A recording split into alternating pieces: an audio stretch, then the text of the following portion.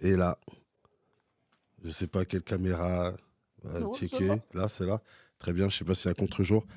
Donc là, c'est Kitenge, mon dernier projet musical.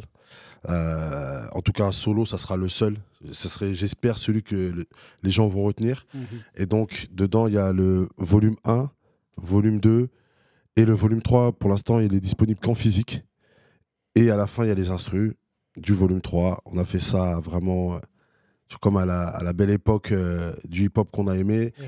Et voilà, donc c'est moi, des frangins, le bâtiment où j'ai grandi aux Amont, aux Ulysses, quartier des Ulysses, qu'on a surnommé Los Monzas.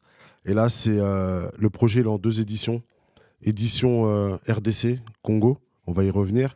Et une édition noir et blanc, totalement bitume, en vrai, car c'est mes 2 identités, le Congo et la banlieue parisienne. Donc voilà. Et là...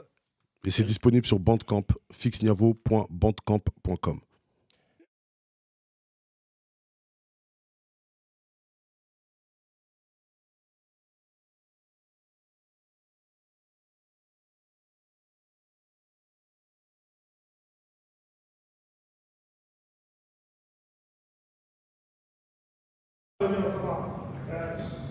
Pour vous, qu'est-ce que la réussite? C'est l'argent ou l'amour? Là, c'est vous. Donc, l'amour, c'est ici. Les deux, c'est ici. Et l'argent, c'est ici. Là, c'est de l'amour. C'est tout là. Parce que déjà, l'argent, quand on dit argent, c'est la réussite, c'est dans les études. Par exemple, moi, je veux devenir avocat. Bah, j'espère que je deviendrai avocat. Par exemple, dans les études, et puis l'amour, j'aurais dit rendre fier ses parents et fier toute sa famille.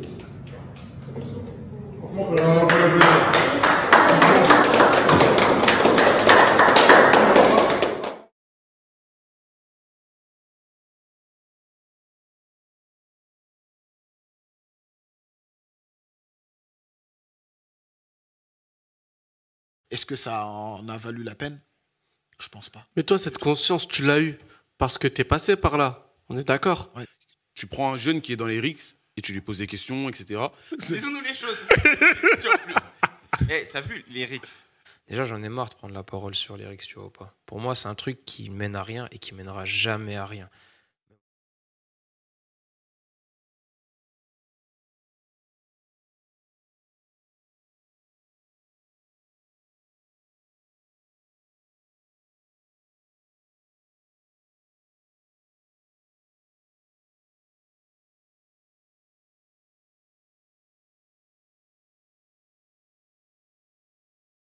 Cet épisode vous est présenté par Driver Academy, auto, moto, école.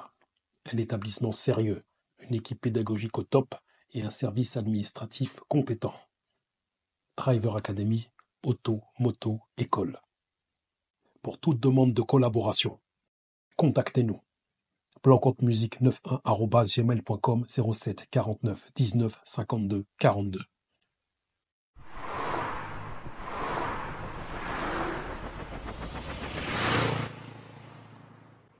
Les bails, les airs, Jomb, on dit Mogop à Mogo, on dit Flocop à Floco, disons-nous les choses. Aujourd'hui, là, aïe, aïe, aïe, aïe, aïe, aïe, aïe, je suis avec un homme fort, Monsieur Fix Niavo. Comment vas-tu, mon frère? Ça va très très bien. Ça va. Merci pour l'invitation une fois de plus. Hein. Mon gars, c'est normal. Toujours un plaisir de répondre favorablement à tes invitations, vraiment, vraiment. On pourrait appeler cet épisode ma rencontre avec Fix Niavo. Tout au long de cet épisode, nous allons nous remémorer, retracer ensemble l'ensemble de nos rencontres et de nos interactions depuis près de 25 ans. Maintenant, notre entretien aujourd'hui est le fruit de toutes nos interactions depuis 25 ans. Disons les choses avec M. Fix Niavo, l'amalgame, ultimatum, prestige, quartier général. Jadis, avec mon ancien groupe de rap DSNU du 109.1, Art Syndrome, Audio et VR, The Legend nous invitèrent à un sacré concert dans un big chapiteau à Villebon-sur-Yvette à l'occasion des Effervescen. Comme à l'accoutumée, nous arrivâmes en équipe, en bande presque organisée. À l'approche de ce fameux chapiteau, nous avons été interpellés par des vibrations émanant de ce même big chapiteau. Des vibrations de basse bien grasses qui semblaient même faire bouger quelque peu ce mastodonte de tissu et de fer. Plus nous nous rapprochâmes, plus nous entendîmes plus distinctement ces voix énergiques et ce public conquis qui accompagnait cette basse grasse presque assourdissante.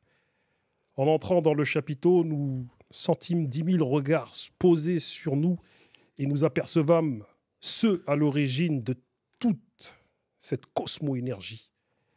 À peine nous arrivâmes près de la scène, ils finissaient leur prestation. C'était le groupe Ultimatum des Ulysses. En réalité, même hors du chapiteau, j'avais reconnu leur cosmo-énergie. J'avais entendu un des gimmicks de Gros Dash. Cousin! Après avoir embrasé la scène et le public en transpiration, ils descendèrent de la scène, ni vus ni connus, comme si de rien n'était. Alors que nous savions très très bien, dans nos forts intérieurs, qui était qui. Nous nous croisâmes hermétiques tels des zombies, sans nous dire le moindre mot. Fierté de quartier respectif oblige, ils se mirent au niveau de l'arrière-scène, ils se placèrent tranquillement derrière les barrières, accoudés sur ces mêmes barrières pour nous fixer dans le blanc de nos yeux. Dans l'air planaient les antécédents de Rix entre Grigny et les Ulysses, qui avaient d'ailleurs pour la première fois mal fini pour les gars de Grigny aux Ulysses. Cut down. Descente, comme nous les appelions jadis, auxquelles nous, DSNU, nous n'avions pas participé, bien que nous n'avions aucune preuve que Ultimatum avait participé à cette échauffourée, ils venaient des Ulysses. Donc, ils étaient des ennemis potentiels. Petite confidence, je te l'avoue aujourd'hui, devant la caméra de DNLC. L'espace d'un instant, j'ai voulu aller vous voir, car je respectais grave votre travail. Et malheureusement, pris par ma fierté mal placée et par cette obsession de brûler la scène, plus que vous, je me suis retenu. Par la suite, j'ai eu des regrets. Fixe, est-ce que tu te souviens de ce moment-là? Je me rappelle très bien, mais encore mieux avec tes mots, parce que c'était il y a 25 ans. Et c'est le passé.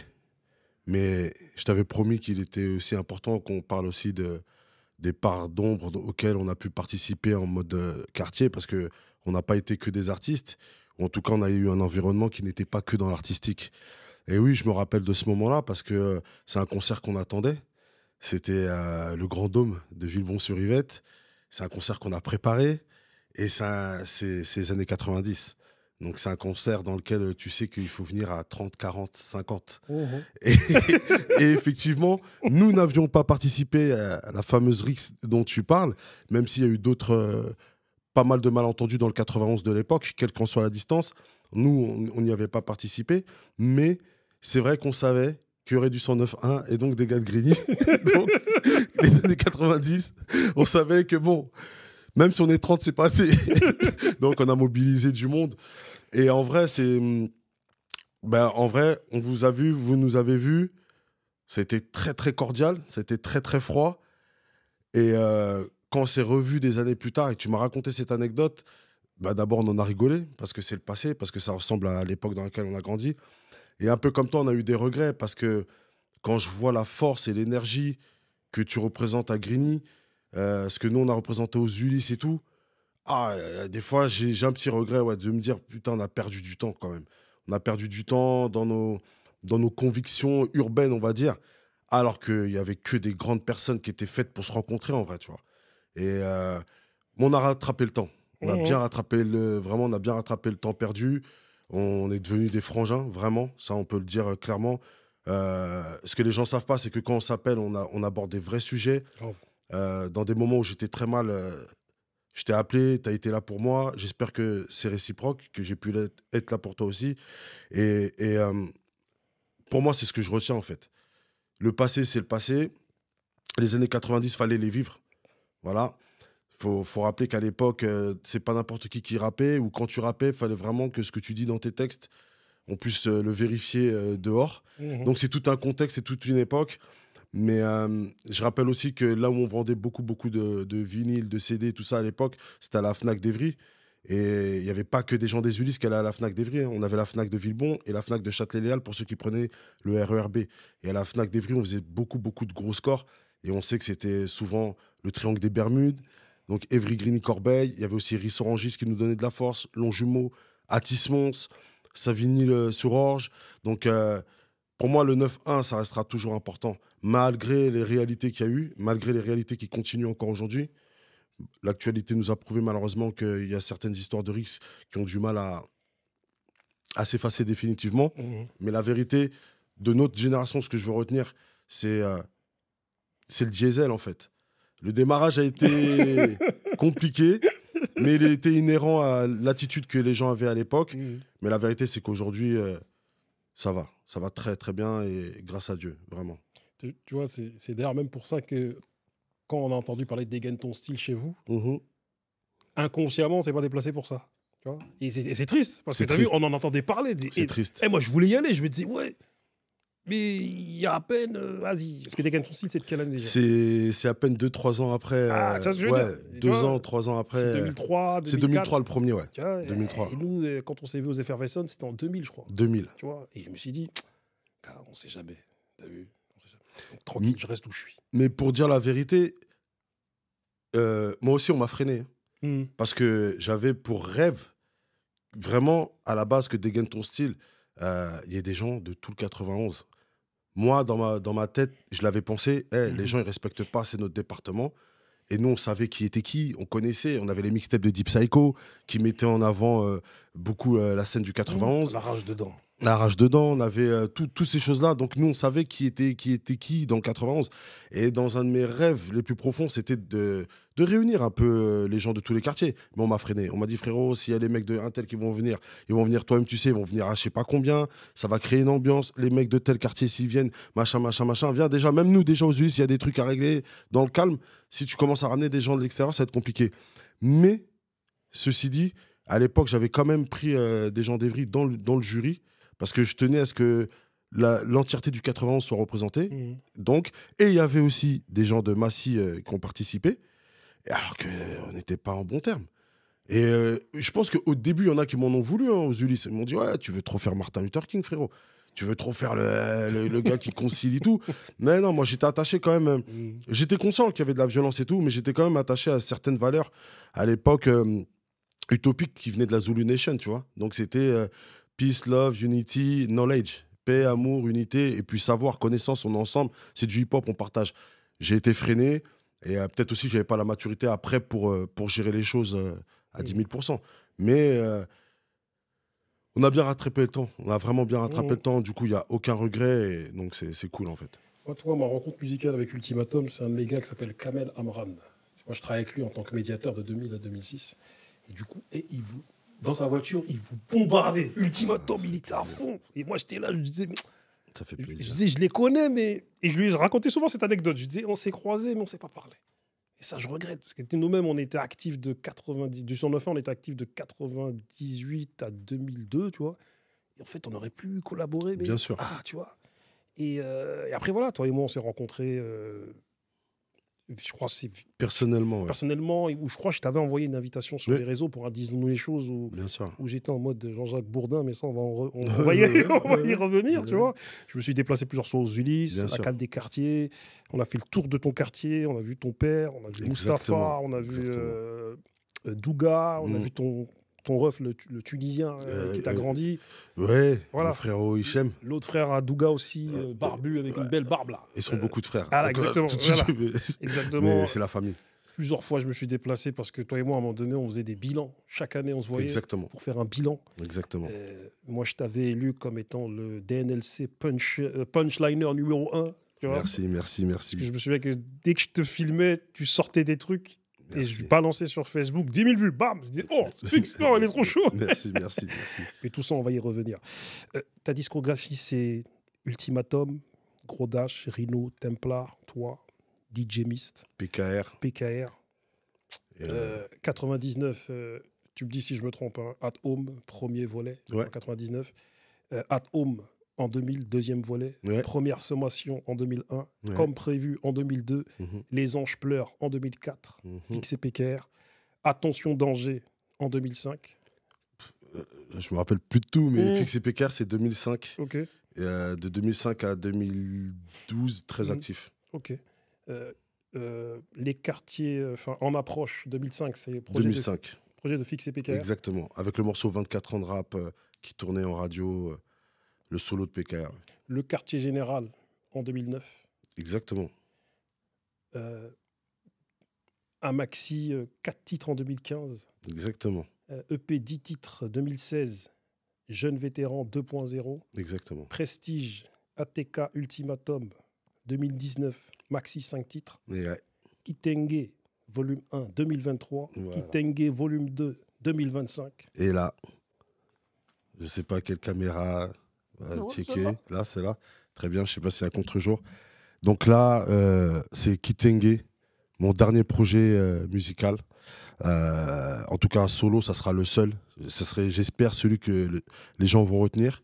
Et donc, dedans, il y a le volume 1, volume 2 et le volume 3. Pour l'instant, il est disponible qu'en physique. Et à la fin, il y a les instrus du volume 3. On a fait ça vraiment comme à la belle époque du hip-hop qu'on a aimé. Et voilà, donc c'est moi, des frangins, le bâtiment où j'ai grandi aux Amont, aux Ulysses, quartier des Ulysses, qu'on a surnommé Los Monzas. Et là, c'est le projet est en 2 éditions. Édition RDC, Congo, on va y revenir. Et une édition noir et blanc, totalement bitume, en vrai, car c'est mes 2 identités, le Congo et la banlieue parisienne. Donc voilà. Et là... Et c'est disponible sur Bandcamp, fixniavo.bandcamp.com.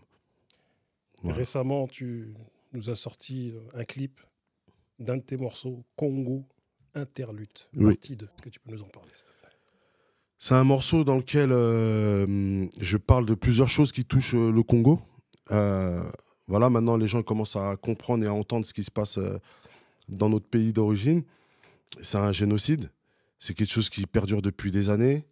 Ça commence à se bouger parce qu'on devenait un peu impatient que personne n'en parle. Il y a beaucoup de conflits qui sont médiatisés, dont les gens ont plus ou moins les tenants et les aboutissants. Et donc là, on représente totalement ce qui se passe au Congo. Ceux qui auront bien regardé ma discographie, moi, c'est pas quelque chose de nouveau. On a toujours essayé de revendiquer ce qui se passait dans notre pays d'origine. Mais à travers ce morceau, tu me connais, moi, j'essaie de toujours trouver thèse, antithèse, synthèse.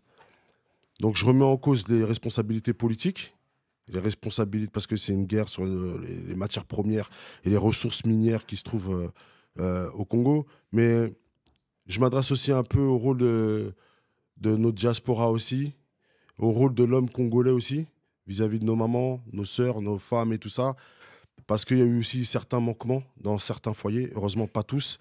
Mais il y a eu ce qui a donné l'occasion à des gens de dire que le Congolais c'est pas un peuple sérieux, c'est un peuple qui est souvent dans l'enjaillement, qui est souvent dans la fête, qui est souvent dans les choses pas intéressantes. Et moi, j'ai essayé, à travers ce morceau, rappeler aux gens notre responsabilité, parce que si on a cette réputation-là, il y a une part de vérité, mais c'est aussi de dire que le Congo, ce n'est pas que ça.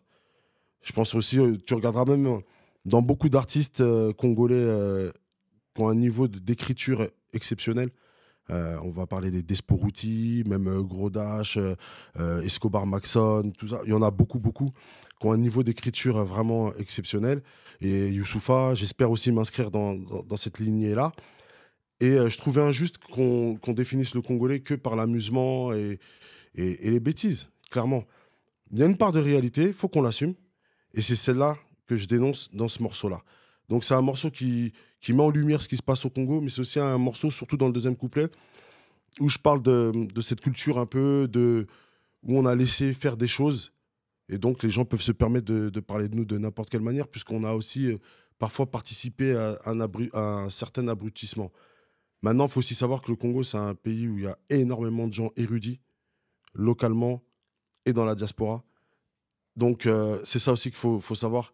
Aujourd'hui, on a des petites sœurs, on a des filles, des petits frères et tout ça, qui intègrent des grandes écoles, qui font de très belles études. que ce soit en Suède, en Angleterre, en France, en Belgique, au Canada et tout. Et il y a aussi cette conscientisation, peut-être que ma génération avait moins, c'est du retour au pays pour y investir. Et ma génération, pourquoi on l'avait peut-être un peu moins, nous les quarantenaires? Parce qu'on a aussi eu pas mal de parents qui nous disaient il ne faut pas retourner au Zaïre. Donc à l'époque, c'était le Zaïre de Mobutu et tout ça. Parce qu'il y a la guerre, parce que ceci, cela. Alors qu'on a vu des frères à nous dans nos quartiers venir de pays aussi qui étaient en guerre. Et ça ne les empêchait pas de retourner quand même au pays. Et donc, voilà, peut-être qu'il y a eu une distance émotionnelle à un moment donné qui s'était opérée. Et là, elle se répare. Parce qu'on a des nouvelles générations qui ont du peps, qui sont très informées aussi et qui sont très conscientes. Et donc, dans Congo Interlude, je voulais vraiment qu'on puisse se rendre compte de la vraie valeur du Congo et pas dans l'essentialisation. C'est-à-dire qu'on est différents, mais c'est vrai qu'on a quand même une joie de vivre, les Congolais, qu'on a su transmettre, qu'on transmet beaucoup, mais ce n'est pas ça qui caractérise simplement le Congo et le Congolais et les Congolaises. C'est beaucoup plus que ça. Et je demande aux gens de vraiment réfléchir sur leur définition du Congo et aussi à nous-mêmes, dans nos agissements, de se rendre compte aussi qu'on peut encore faire mieux. Justement, on va en parler un petit peu, tu vois, avant de passer à d'autres questions. Tu vois, dans Disons les choses, on a abordé différentes thématiques, tu vois. Dont y a-t-il des causes plus importantes que d'autres? Et du coup, sur cette thématique, il y avait différents intervenants, dont des intervenants par rapport à la cause palestinienne, par rapport aussi à la cause congolaise. Et je sais que lors de cette émission-là, tu vois, il y a ce qui était ressorti, en tout cas l'un des militants pour la cause congolaise qui disait comme quoi, par rapport à cette cause congolaise, les Congolais selon lui, ils se sont emparés de cette cause tard, comparé à d'autres qui se sont emparés de leur cause beaucoup plus tôt. Et voilà, on a fait référence aussi à la colonisation. C'est-à-dire que la colonisation congolaise était... Moi, je me souviens, il y a 20 ans, le reportage sur la colonisation qui m'a fait le plus mal, et même j'ai versé une larme, c'était sur la colonisation congolaise, qui était la plus violente d'Afrique. C'était par rapport à l'extraction du caoutchouc, les escadrons de la mort. Les mains coupées. Les mains coupées, les sexes coupés pour voilà, montrer aux colons que, regardez, ceux qui travaillent mal, regardez, on leur a coupé leurs membres. Tu vois. Et voilà... Moi, issu de Grigny, on a rencontré vraiment le peuple congolais en 90, lorsque malheureusement il y a eu la guerre et que beaucoup sont arrivés en France. À l'époque, on les appelait les Zaïrois. Et je fais un parallèle aussi avec la communauté antillaise, parce que nous, à Grigny, il y a eu une grosse communauté antillaise. Et depuis peu, je fais vraiment un gros parallèle avec la communauté antillaise, avec même ce que eux vivent, la vie chère. Et comme tu l'as dit tout à l'heure, l'aspect que beaucoup retiennent, c'est le divertissement et cette espèce de joie de vivre au détriment de la conscience. Est-ce que tu comprends le parallèle que je puisse faire avec les Congolais, les Antillais, dans la mesure où moi-même, quand j'ai grandi dans les années 90, j'ai vu des rapprochements entre Congolais et Antillais parce qu'ils se comprenaient. Déjà, il y a un parallèle historique qui est malheureusement lié à l'esclavage, où il y a quand même beaucoup de déportations de nos ancêtres qui étaient du Royaume Congo, du Congo tout simplement, qui ont été déportés vers les Caraïbes et qui ont donné ce qu'aujourd'hui on a en Guadeloupe, en Martinique et tout ça. Donc que tu le veux ou non, tu pourras jamais couper la filiation entre nous. Tu sais que cette filiation, je l'ai faite il y a quelques semaines. En réfléchissant à tout ça, j'ai dit, mais en fait, mes gars, c'est normal. Moi-même, j'ai mon gars Eric des Pyramides qui a fait des recherches et qui a retrouvé sa famille au Congo. Bien sûr. Des Martiniquais. Bien sûr. Donc, il y a une filiation historique et j'espère qu'il va malgré tout rester vive. Mais il y a eu des drames dans beaucoup de communautés.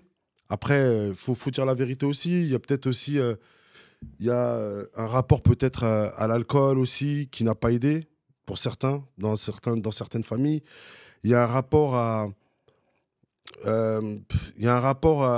un moment donné où on t'a tellement dévalorisé, déshumanisé, que tu te demandes est-ce que ça vaut encore à quoi je vais servir, pourquoi rester sur Terre, pourquoi vivre tout ça en fait. Il y a un rapport au mystique aussi, à ce que nous rappelait le mystique. Il y a un rapport à la manière aussi comment on t'a imposé des croyances. Il y a un rapport à toutes ces choses-là qui font que moi, en tout cas, personnellement, je me sens très, très, très proche de mes frères et sœurs des Caraïbes. très très proche. C'est une connexion que je peux pas expliquer. Et j'ai grandi aussi aux US avec une vraie communauté issue des Antilles et qui me disent à peu près la même chose sur le Congo, sur l'Afrique en général, mais en particulier avec le Congo. Et c'est comme ça, tu pourras... on nous a mis des choses en tête qui nous ont divisés, mais ceux qui gardent leur cœur pur savent que cette filiation-là, elle est historique et elle perdure. Maintenant, il y a d'autres communautés qui ont souffert. On n'est pas la seule communauté à avoir souffert. Donc, je pense qu'aujourd'hui, il n'est plus le temps de se chercher des excuses. Il est temps d'apprendre les uns des autres. Pour ceux qui ont la chance d'avoir leurs aînés, de continuer à apprendre de leur présence. Et aussi parce qu'on a une jeunesse, quand on regarde bien, quand on éteint certaines chaînes d'information, quand on va vers les bons bouquins et tout ça, on a des jeunes qui nous donnent de l'espoir. On a aussi des anthropologues, on a des gens qui sont dans la recherche et tout ça, qui font cette filiation-là. Et moi, j'essaie de rester optimiste, en fait. J'essaie de rester optimiste. L'histoire, c'est l'histoire. Mais après, à nous de nous extirper de cette condition-là pour pouvoir avancer sans ne jamais la renier. Jamais la renier. Parce qu'il y a des gens, ils ont le droit de parler de leur passé, on ne les traite jamais de victimes. Le mot victimisation, il arrange bien tout le monde. Il arrange d'un côté ceux qui t'ont écrasé, comme ça leur permet de ne pas avoir de culpabilité. Et parfois, il arrange aussi les gens qui ont été dans des positions infériorisées, on va dire, parce qu'ils disent, de toute façon, c'est comme ça, on ne peut rien y faire. Non, on peut toujours avancer. Il y a des solutions, il faut qu'on les trouve, il faut qu'on soit solidaire, il faut qu'on soit plus dur avec nous-mêmes dans l'apprentissage, quel qu'il soit. Et je pense que des choses peuvent évoluer. Moi, je sais qu'en tout cas, quand je retourne au Congo, j'ai le sentiment que les choses, elles avancent. Alors, ça avance lentement, mais sûrement, mais ça avance. Et je le dis, je le répète, on a des jeunes aujourd'hui là, qui ont 20, 30 ans et tout ça, et ils ne sont pas comme nous, ils ne se posent pas toutes les questions. Hein. Eux, ils retournent au pays, ils font ce qu'ils peuvent là-bas, et ils reviennent. Voilà, donc faut s'inspirer de nos aînés, de notre jeunesse, et nous, il faut qu'on reste des acteurs et participatifs vraiment d'un changement, qu'on continue de l'être. Parce que vraiment, tu as vu, on est de la même génération. Mmh. Moi, j'ai grandi avec des Congolais qui n'étaient jamais allés au Congo par rapport à, à la stabilité politique du pays, tu vois. Et même, j'ai grandi avec des mecs qui avaient même honte d'être Congolais, carrément, tu vois. Parce qu'il y avait tous les clichés qui étaient, que reflétaient, en tout cas, voilà, les clichés qui étaient véhiculés, tu vois. Et là, le 22 avril, il va y avoir un concert. Avec différents artistes qui vont passer sur scène, dont Gims. Et tout à l'heure, on parlait de l'aspect divertissement. Est-ce que... Enfin, c'est une question que je te pose, tu vois. Est-ce que le combat passe plus par le divertissement que par l'action concrète aujourd'hui, là. Un jour, une maman malienne aux Ulysses, elle m'a dit « Un peu de chacun, ça fait beaucoup. La vérité, ceux qui ont la lumière, aujourd'hui, qui la mettent sur ce conflit-là, on ne va pas maintenant leur tirer dessus et leur dire « Ouais, vous en parlez jamais. » Les gars, ils prennent une des plus grosses salles de France. Je pense que ça va être rempli et je pense que ça va très bien se passer. Et le message, il est envoyé. Parce que pour moi, l'artiste, il fait partie du soft power. C'est-à-dire que le diable, il est dans les détails. Et même dans le détail d'être artiste ou musicien, il faut qu'on garde cette conscientisation.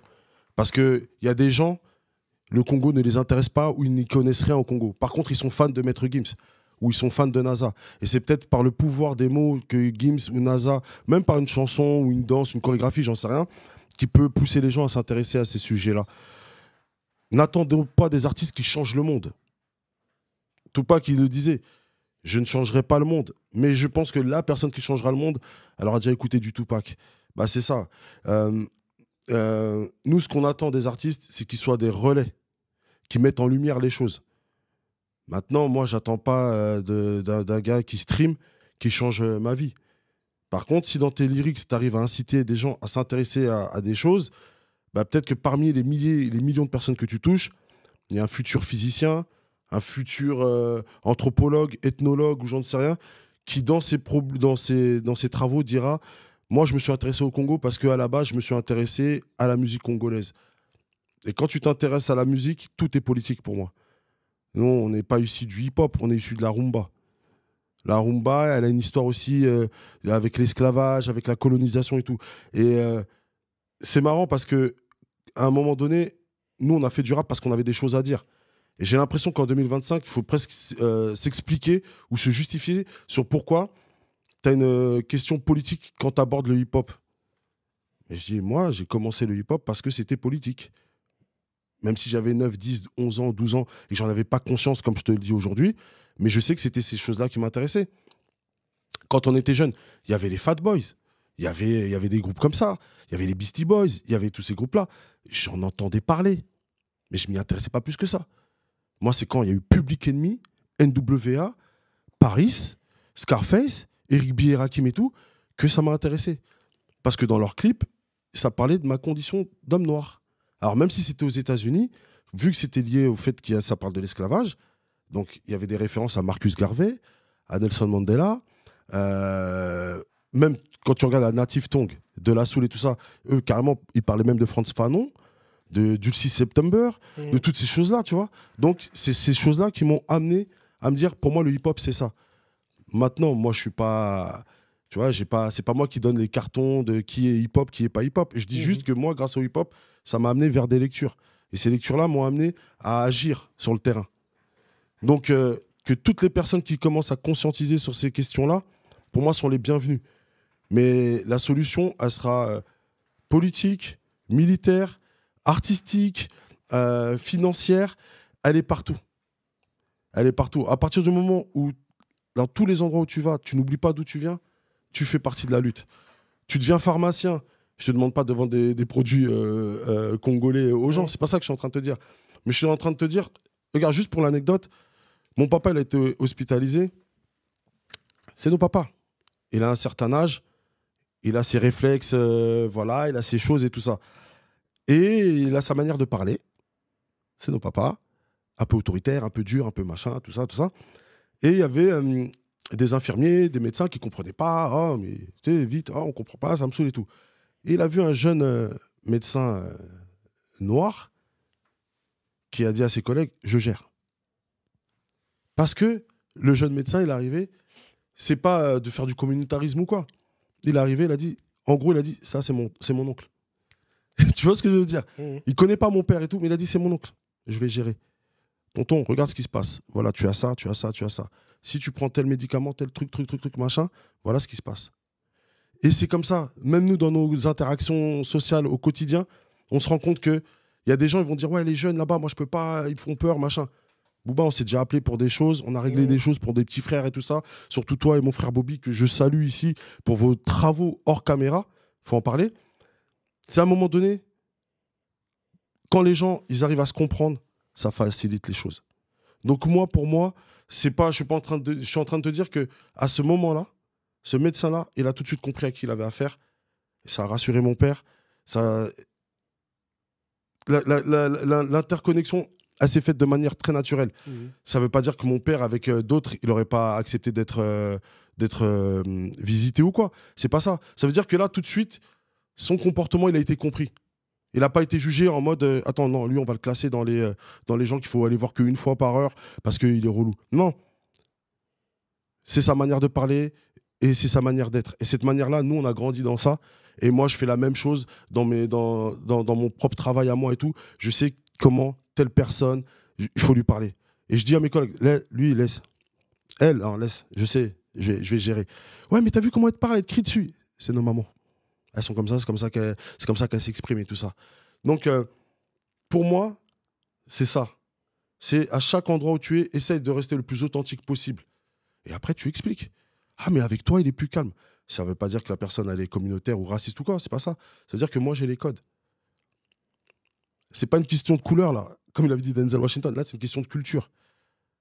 Je sais que cette personne-là, la manière... Oui, pour toi, ça va être sec, ça va être dur et tout. Je vais l'encaisser. T'inquiète pas, je le gère. Ce patient-là, je le gère parce que c'est sa manière de parler, parce que quand elle me voit, elle voit son fils. Donc c'est comme ça, en fait. Vraiment. T'as vu, pour faire écho à ma question précédente, elle n'est pas anodine, tu vois.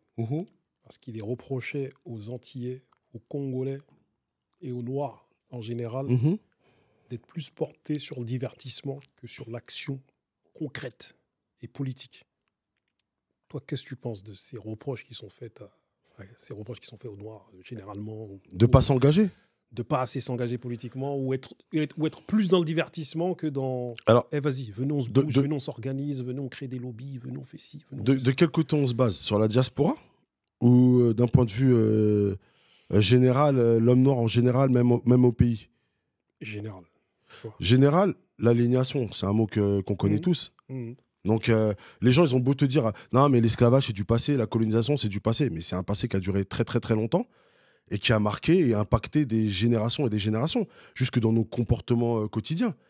Tu le sais, tu as un grand homme noir d'1m90, moi, je fais la même taille et tout. Moi, je sais que quand je suis dans les transports ou dans un magasin et tout, j'essaie d'adapter mon langage corporel de manière à faire comprendre aux gens je ne suis pas l'agresseur, je ne suis pas là pour faire du mal et tout. Ça ne veut pas dire que... les gens ils vont te dire, ouais, mais tu te poses 10 000 questions. C'est pas ça. C'est pas ça. C'est que je sais que ma présence dans l'espace public, elle va questionner des choses qui sont sûrement liées à certains fantasmes, des fois. Puis des fois, les gens, ils s'en foutent. Ils te regardent même pas et tout. Tu vois? Donc, faut pas faire attention à tout. Mais il faut pas s'excuser d'être vivant. Tu vois ce que je veux dire? Donc, en fait, si tu veux, nous bien sûr qu'il y a un imaginaire qui a été créé par les clips de rap qu'on a, dans lequel on a répondu à des stéréotypes, dans un sens. Le cinéma, bien sûr. Le cinéma, des comportements et tout. Regarde, tu m'avais invité dans une émission à l'époque, on parlait de l'effet de Menace to Society ou Boys in the Hood dans nos comportements. Tu te rappelles, tu vois, la manière de se dire bonjour, la manière de se dire au revoir, la manière... Tout ça, ça a des effets sur les interactions sociales. Et même si pour certains c'est rétrograde, pour d'autres c'était notre manière de vivre. Parce que on voyait un peu nos darons comme des anciens, en déconnexion totale, et on voyait chez les Noirs américains le noir du futur quelque part. Tu vois? Donc on s'est dit, ces gens-là, nous on veut leur ressembler. Mais ça s'accompagnait d'une acculturation dont on n'avait pas conscience à l'époque. Et donc, pendant ce temps-là, les autres communautés, elles sont très connectées avec le fait d'être une communauté ici, une communauté diasporique, et très connectées avec les allers-retours dans leur propre pays d'origine. Et donc, là-bas, ils savent où s'asseoir, comment manger et machin. Et ici, ils ont retranscrit leur manière de vivre et tout. Parfois en s'adaptant, parfois en intégrant des listes municipales, en intégrant des partis politiques et tout ça. Et ils ont fait faire valoir ce qu'eux, ils avaient à dire au sens propre de leur propre communauté. Mais comme on est sous la chape de la République et une et indivisible, donc il y en a, ils disent oui, mais moi, j'ose pas être communautaire ou j'ose pas trop m'impliquer dans ma communauté parce que sinon, on devient visible et problématique. Il y a aussi une problématique d'aliénation. C'est-à-dire que si tu vois dans la personne qui te ressemble le plus ton pire ennemi, frérot, c'est ton problème en vrai. Tu vois? Moi, je te dis, dans d'autres communautés, c'est pas comme ça qu'ils agissent. Donc, il faut être pragmatique à un moment donné, tu vois? Faut être pragmatique. Nous, on a grandi dans des quartiers où il y a eu de la mixité. Et cette mixité, on y a cru, on l'a épousée. Et souvent, la philanthropie de l'homme noir fait que il a toujours cru que... Parfois, on a pleuré parce que pourquoi un tel, il ne m'accepte pas et tout. Mais fais ta propre place. Fais ta propre place. Moi, c'est ce que je veux qu'on retienne de mon album Kitenge ou de le parcours que tu as évoqué gentiment au tout début. 99, tu as fait ci, en 2000, tu as fait ça et tout. Ça, c'est bien. Ça ne m'a pas rendu millionnaire. Par contre, ce qui fait qu'aujourd'hui, je suis quand même bien dans mes baskets, c'est l'indépendance. Et c'est le fait de ne pas attendre après les autres et de ne pas quémander. Vous n'avez pas de moyens pour sortir votre disque? Venez, on sort nos disques tout seul. À partir du moment où on a eu une petite notoriété, qu'est-ce qu'on a fait tout de suite, Booba? On a commencé à intégrer des sphères, entre guillemets, politiques, militantes et indépendantes. C'est ça.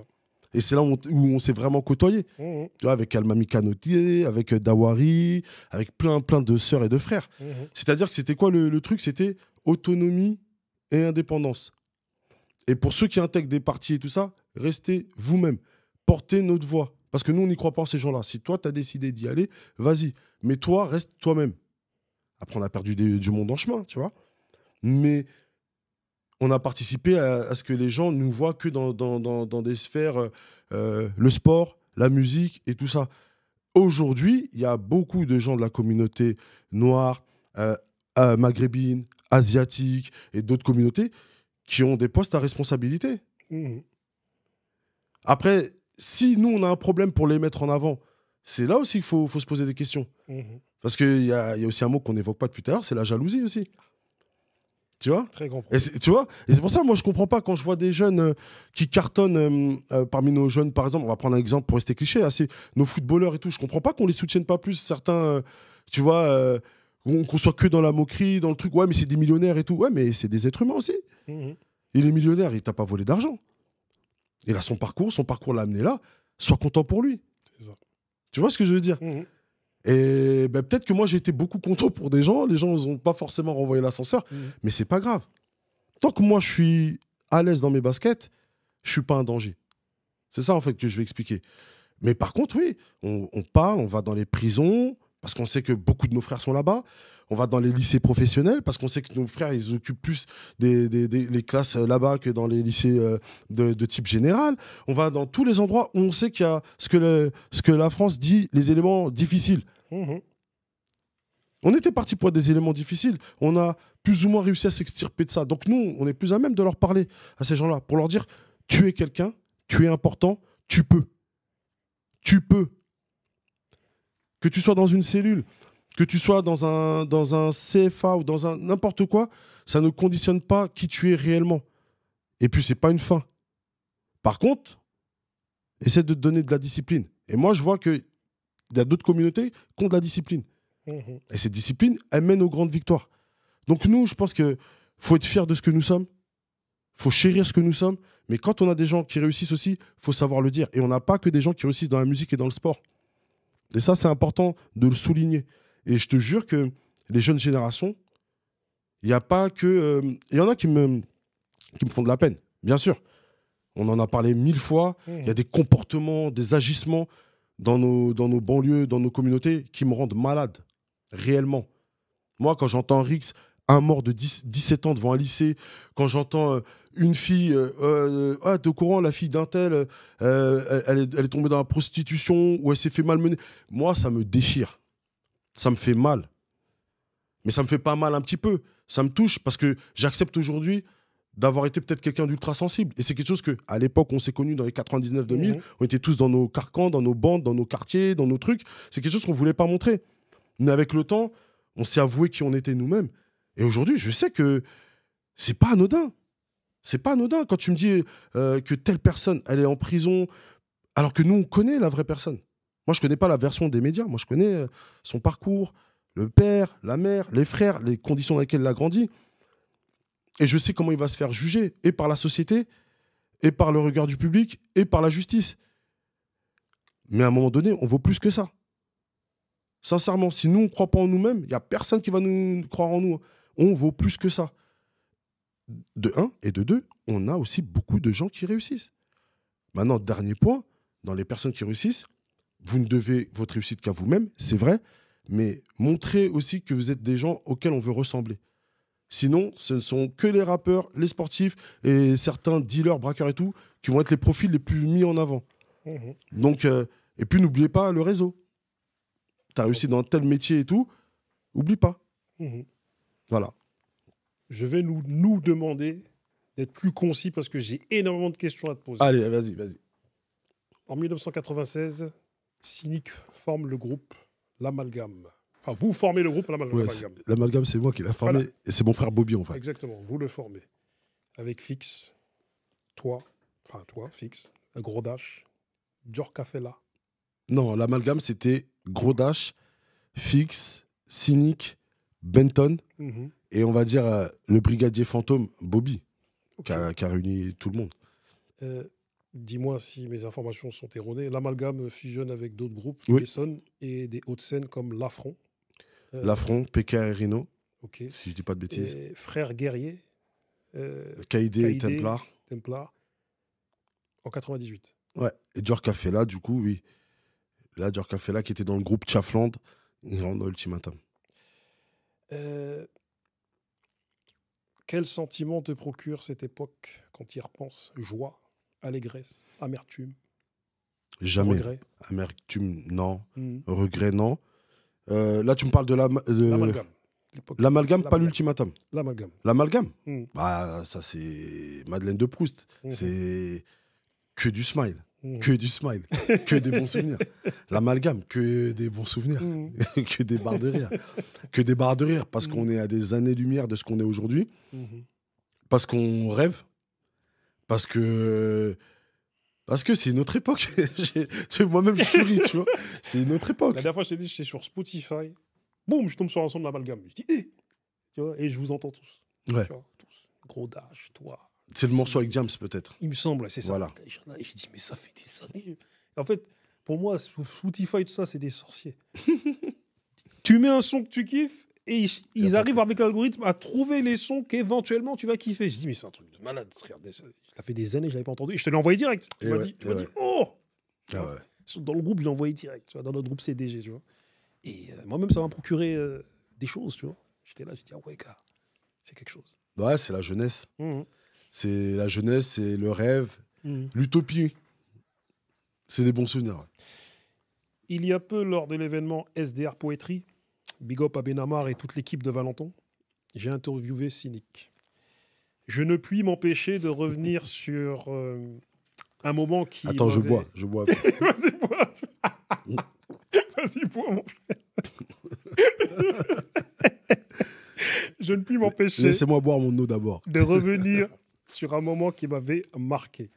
Ce jour, lors de l'événement de Face Cachée, Big Up à toute l'équipe de Face Cachée, où je vous ai vu de mes yeux côte à côte, dans un coin, Bobby, toi, Gros Dash et Cynic, en train de discuter.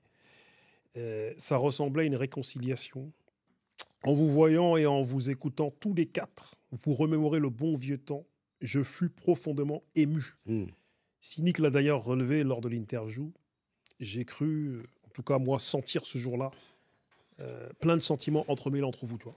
C'est-à-dire de l'amour, du regret, du chagrin, de la tristesse, de la retenue, de la pudeur, et j'en passe. Me trompais-je? Non, je pense pas. Mais déjà, faut clarifier une chose. C'était pas un rendez-vous. On s'est dit, ah, Cynic, viens, on se voit et tout. C'est vraiment Face Cachée.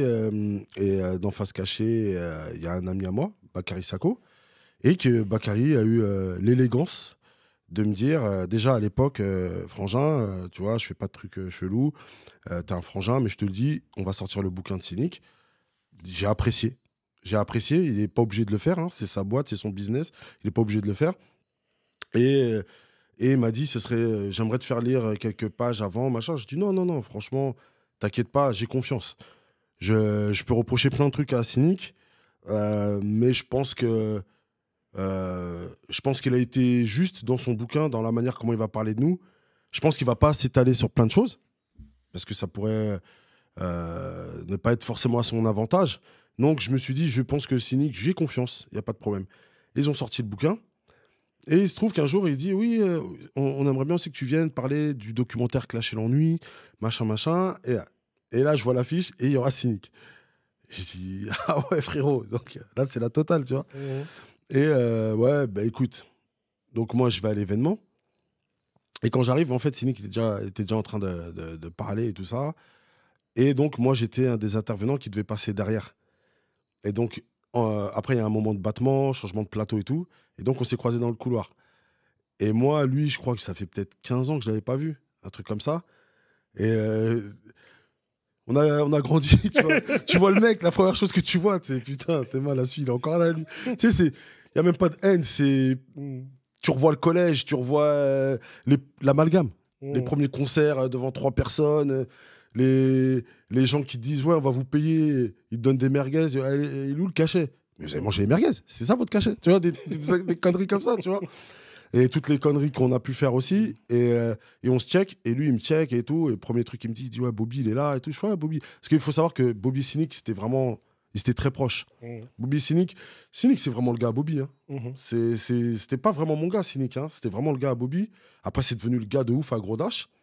Et ben, après, on formait une petite famille. Il faut savoir quasiment, on habitait ensemble. On était tous dans notre chambre. Il y avait des lits superposés, ça dormait par terre. Il y avait mon grand frère, il y avait le grand frère de Gros Dash. On habitait tous dans l'appart de ma mère, en fait. Et donc, et c'est la période où Cynic, je crois, il était parti dans le 9-2 Bah, je vais rien spoiler, il le dit dans son bouquin, il s'était fait expulser et tout. Mais donc, quand il venait aux Ulysses, bah, il dormait dans notre quartier aux Amont. Soit il allait chez Flux, soit il allait chez notre gars Bébert. Ou sinon, il était tout le temps chez nous, tu vois. Je crois même qu'il comprend Lingala, Sénéc, aujourd'hui, je crois, franchement.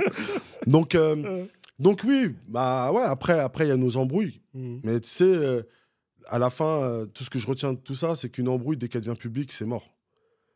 Dès qu'une embrouille devient publique, c'est mort. Et surtout, bah, tu t'embrouilles pour des histoires qui n'ont rien à voir avec le rap. C'est des histoires comme il y en a des millions dans 20 000 quartiers. Sauf que pendant l'embrouille, il y en a un qui devient méga connu. Donc forcément, les gens vont se dire c'est une embrouille de rap, c'est de la jalousie. L'autre, c'est un bâtard, l'autre, c'est ceci, l'autre, c'est cela. Alors que pas du tout. Pas du tout. C'est des histoires entre nous, c'est des histoires... des bêtises. Il y a même... c'est des trucs, je m'en rappelle même pas en vrai, tu vois. Je me rappelle de certaines choses. Mais voilà, depuis, il y a de l'eau qui a coulé sous les ponts. J'ai vu qu'il avait lancé une invitation à faire un repas, à dîner. Il s'est parlé avec Bobby et tout. Donc, avec Bobby, ils ont pu parler. Ils se sont revus. Et ils ont eu une grande discussion.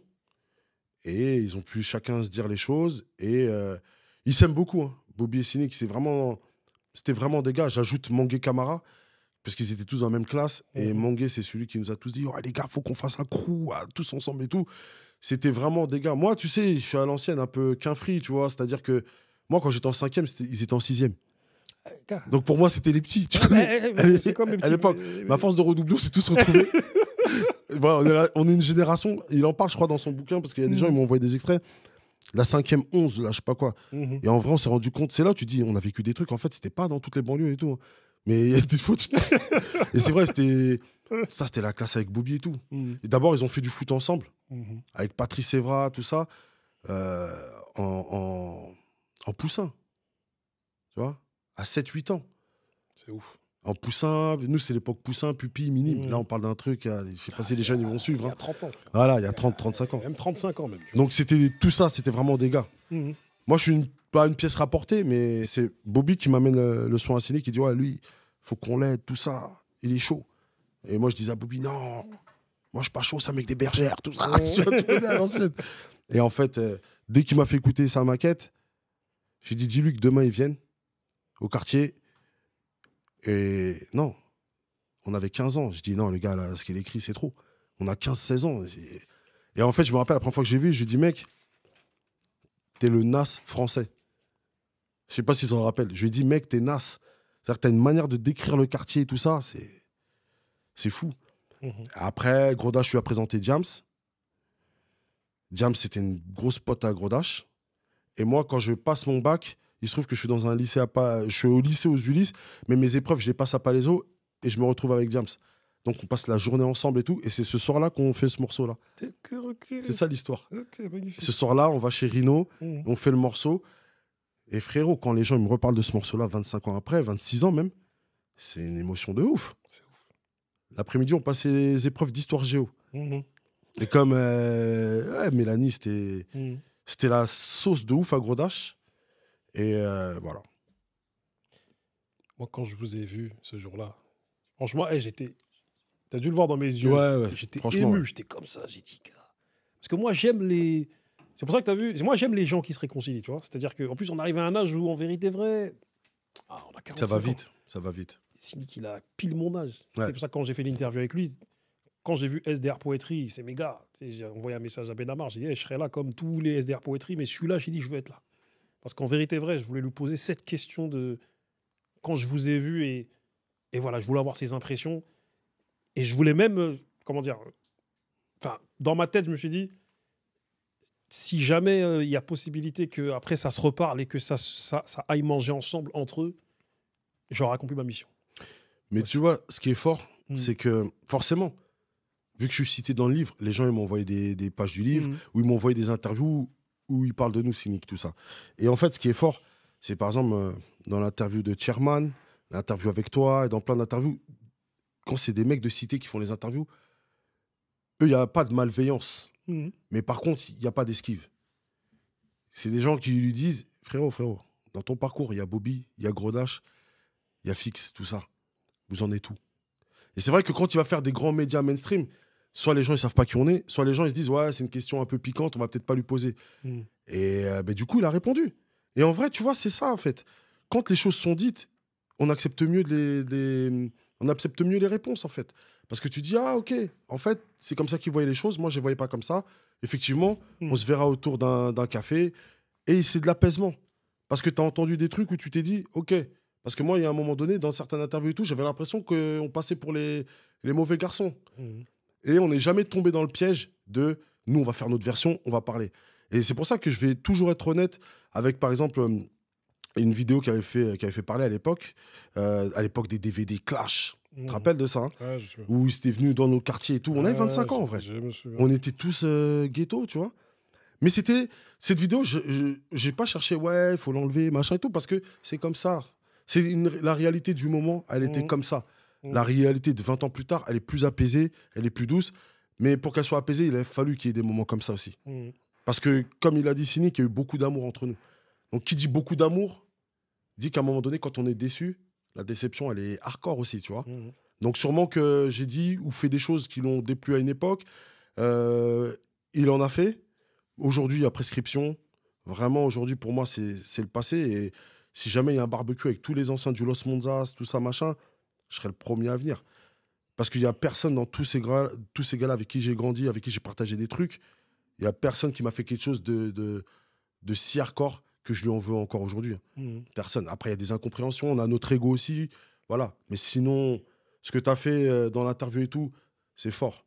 Mais je note quand même que les gens m'ont moins voyé cette interview-là où il y a de l'amour qu'à l'époque où il y avait des ambiguïtés dans certaines interviews.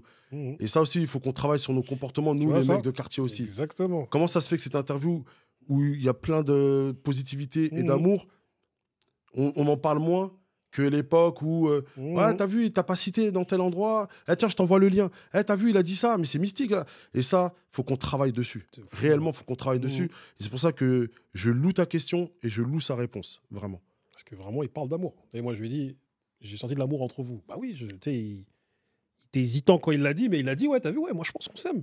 Il l'a dit clairement, tu vois. Donc, quand je vous ai vu ensemble, avec Grondache, Fix, Bobby, j'ai dit, mais gars, c'est trop beau. Et même quand vous parliez, j'ai vu dans vos yeux une lueur, tu sais, en mode. Bien sûr. Ça se voit, vous vous aimez. Bien sûr, mais on s'aime, je pense, j'en suis quasi sûr, parce que on a vécu trop de choses ensemble, frère, t'as vu, et c'est comme revoir un membre de ta famille que t'as pas vu depuis quelques années. Voilà, moi je veux que vous alliez. Bon, je veux. C'est un dictateur, mon frère. Non, mais faut laisser les choses se faire naturellement. Ouais. En tout cas, il sait qu'aujourd'hui, il y a plus d'animosité. Donc, alors lui et moi, on n'a pas échangé nos numéros, tu vois. Mais il parle avec Bobby, et Bobby, c'est moi, en fait. Bobby, c'est mon. Tu connais notre relation, hein. Et Bobby, il me dit c'est cool. Donc, si Bobby me dit que c'est cool, c'est que c'est cool. Grodache aussi, j'ai vu chez Grace. Il était plein de love quand il a parlé et tout. Mélanie, j'espère que là où elle est apaisée, qu'elle est bien dans sa vie et tout. J'espère qu'elle va bien. Voilà, on a tous eu... Et en vrai, quand tu regardes l'image, l'histoire, elle est folle. En vrai, l'histoire, elle est folle. Il faut que les gens ils retiennent ça. On est à la base des gamins des Ulysses. On est des gamins du 91. À cette époque-là, personne ne parle trop du 91, personne ne calcule de trop. Et moi, j'oublie pas que quand on fait Ultimatum, quand on fait le morceau avec James a dit faites un morceau avec moi, comme ça. Après, quand vous allez appeler Secret Connection, la brigade et tout, ça va leur faciliter le fait de venir jusqu'aux Ulysses pour poser avec vous. Donc, big up. Big up, parce que indirectement, c'est elle qui nous donne l'idée de faire la mixtape Ultimate At Home Volume 1, At Home Volume 2. Indirectement, hein. Alors on n'est pas la source première, tu vois. Mais indirectement, tu vois. Et moi, je sais que j'ai toujours eu une position un peu de yaya, comme on dit au Congo, de grand frère parmi tout le monde. Donc, je profite même de ton interview pour dire apaisement, les gars. On a perdu beaucoup de monde. On a vraiment perdu beaucoup de sœurs, beaucoup de frères en 20 ans. Maladie, suicide, conditions mystérieuses et tout ça. Et quand on fait le bilan, on ne sait pas combien de temps il nous reste. Donc, apaisement, force à tous. Vraiment, tous les gens que j'ai côtoyés de cette époque-là, force à tous. Vraiment. Tu me tends la perche, car ma prochaine question, c'est celle-ci. Fix, alias Malcolm Fix. Kaira, je le veux bien, mais avec du génie, comme dirait Daddy Lord C, de la Clica. Boucle des études, dont les conseils ont marqué l'un des plus grands champions que le rap contenders n'ait jamais porté. un bouc de Massy la poterne, un certain Aladoum l'étranger. Big up à lui. Gros big up à lui. Et lui, il a un cœur de... Et j'ai bien envie de pleurer même quand je parle de Aladoum. Tellement c'est quelqu'un de bon. Aladoum. Et ses frères aussi, hein, pareil. Hein, ces Big deux up. frères là, c'est une belle histoire, Aladoum et moi, c'est une belle histoire, vraiment. Jadis, chaque quartier avait son hot-dog, son Kennyken, son Awax, son Sharif de Menace to Society. Serais-tu, étais-tu un mix de Sharif et de Kennyken, de Las Monzas, Los Monzas, de Los Monzas, LOS. excuse-moi, le Los Pas de Monzas soucis, aux François. Ulysses, Ultimatum. Est-ce que tu étais un mix des deux là, Sharif, Kennyken? Parce que moi je te vois un peu comme ça, moi, tu vois, en tout cas à l'époque, tu vois. En vrai, je pense que un peu, hein. On va pas se mentir, hein. On va pas se mentir, hein, parce que j'ai... Ouais, on va pas se mentir. On a été des gens impulsifs, on était des gars de quartier, on était mêlés dans des trucs, machin, parce que c'est... À l'époque, là, faut montrer que faut pas toujours tendre la joue, mais je comprenais pas qu'on se batte entre nous, entre pauvres, entre gens des quartiers populaires. J'avais toujours un truc dans ma tête de... Ah, en vrai, on croit qu'on a gagné des bagarres, mais on fait que... Tu sais, c'est comme si on avait que des trophées de défaite. Que des trophées de défaite.